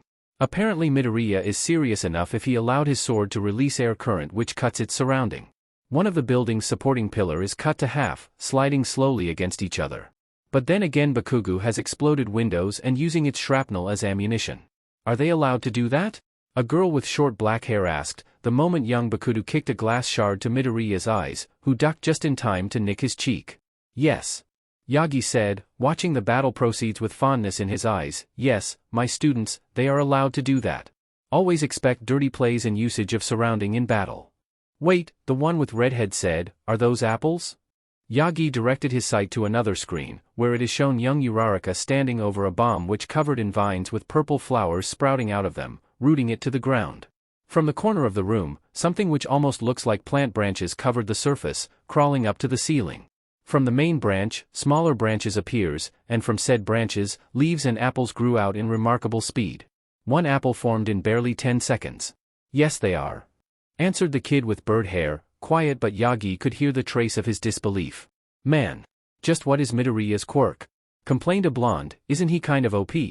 Ignoring the class's chatters, Yagi focused himself to their battle instead. Uraraka is doing a formidable job lunging towards Ida. On her way she grabbed apples and put traps where they would drop on Ida's head. So far, Tensei's younger brother doesn't seem to be able to touch the bomb. Get close, yes. Touch, no, for Uraraka would throw an apple or drop them to his helmet to disturb his balance or sight. It's a game of cat and mouse, if the cat is also throwing apples. As the battle wore down, Yagi could see that this is to Ida's disadvantages. The floor is becoming wet due to destroyed apples, and it's hard for him to control his speed. Uraraka on the other hand, is becoming pale and shaky but she could still control the flow of battle as she could easily pluck apple remains from the floor or from the corner to throw. And then, the bell sounded. Yagi grinned in approval. Not bad at all for first battle. Villain team wins. Rather than moving away, Izuku twirled around, pulling his white coat along the way. The coat caught Kaken's explosion, but it also obscured his entire vision for a few seconds. And a few seconds is all he needs. Izuku pulled away from his coat to dart behind Kaken, using the explosion's roar to mask his footstep and his coat to mask his location. He tipped his golden blade beside Kaken's neck from behind, watching as his blonde best friend stilled. Do you yield? Kaken didn't answer. Probably waiting for the bell to sound or Ida to appear again. But oh, Izuku doesn't think so. Kaa-chan, he sing-songs, a smile on his face, his blade did not waver from its position to behead the blonde. The blonde, ever so stubborn, snarled instead. Just then, a bell sounded and All Might's voice boomed, villain team wins. Izuku is fixing his coat back in place as he walked to his class. A bit singed, but it's fine, he commissioned it to be fireproof and already put a decent amount of spells on it. He waited for Kaken, as he already saw Ida helping Uraraka to move, nauseous as she is. Kaken appeared calm, maybe a bit disgruntled by his defeat, but hey, there are plenty of times when he won, and they can always rematch. What pulls Izuku's attention is, Kaken is carrying a pink lily in his hand. Grinning, Izuku approached Kaken and stood in front of him. Kaken raised an eyebrow. Izuku puffed his chest to stand straight and tilted his face to the side, just a bit. Kaken, ever so understanding, snorted and flicked his forehead. Groaning in pain, how did he flick so DMN hard with gloves? He missed how Kaken put the pink lily back to its face, right on his left ear. Nodding in realization, Izuku gave one last grin before he turned away and trotted to his class, looking for Uraraka to heal. Oblivious to the looks he and Katsuki received. And you know who is the MVP in this battle? There was a stretched silence then. A silence which, if he recalled, didn't happen in his dream. Didn't Momo supposed to answer it? Puzzled, Izuku looked at the girl. He looks contemplating for a bit more, but eventually lifted her hand up. Ida Tenya is the MVP. Momo said. When All Might gestured to elaborate, she continued, Midoriya would have been the MVP by his excellence of quirk usage, his planning, and his willingness to work with his team. Momo glanced to him, and Izuku gave a smile. Momo smiled back faintly, but he is reckless in his battle with Bakugou. To destroy a building's supporting pillar is unnecessary and very risky. The same could be said with Bakugou Katsuki. Also, Bakugou didn't attempt to work with Ida. However, Ida could work with little planning, and repeatedly almost reached the bomb even with difficulties, sir. All Might smiled his dazzling smile and nodded, I also agree. Excellent analysis, young Yaoyorozu. I couldn't say it better. Now we move to the next battle. He spent the time to focus on healing Uraraka. Healing nausea is hard without potions, but he make do to numb the nausea at least. She would still need Recovery Girl, though. Shudo froze the entire building, as expected. Dark Shadow and Hagakure is a bit of unfair match, but they make do. Several battle passed with Izuku contemplating on what he should do for them, and where should he start. There are of course improvements he planned for his class, but to start one. And where should he start? He would have started with Kaminari, but no, considering how reckless he is and how teenager he is, he wouldn't dare. If so, then, maybe it's better if he resolve things with All Might first. Coming to a decision, right after the battle ends, Izuku honed for infirmary. He waved for the others to go ahead, because he wants to ask some nausea and headache medications from Recovery Girl. He's not lying per se, he does feel headache and a bit nauseous, apparently producing more than 50 apples while battling with a magic sword would to that to you. But this is also still tolerable for him. Kaken shot him a look, but Izuku replied it with a grin.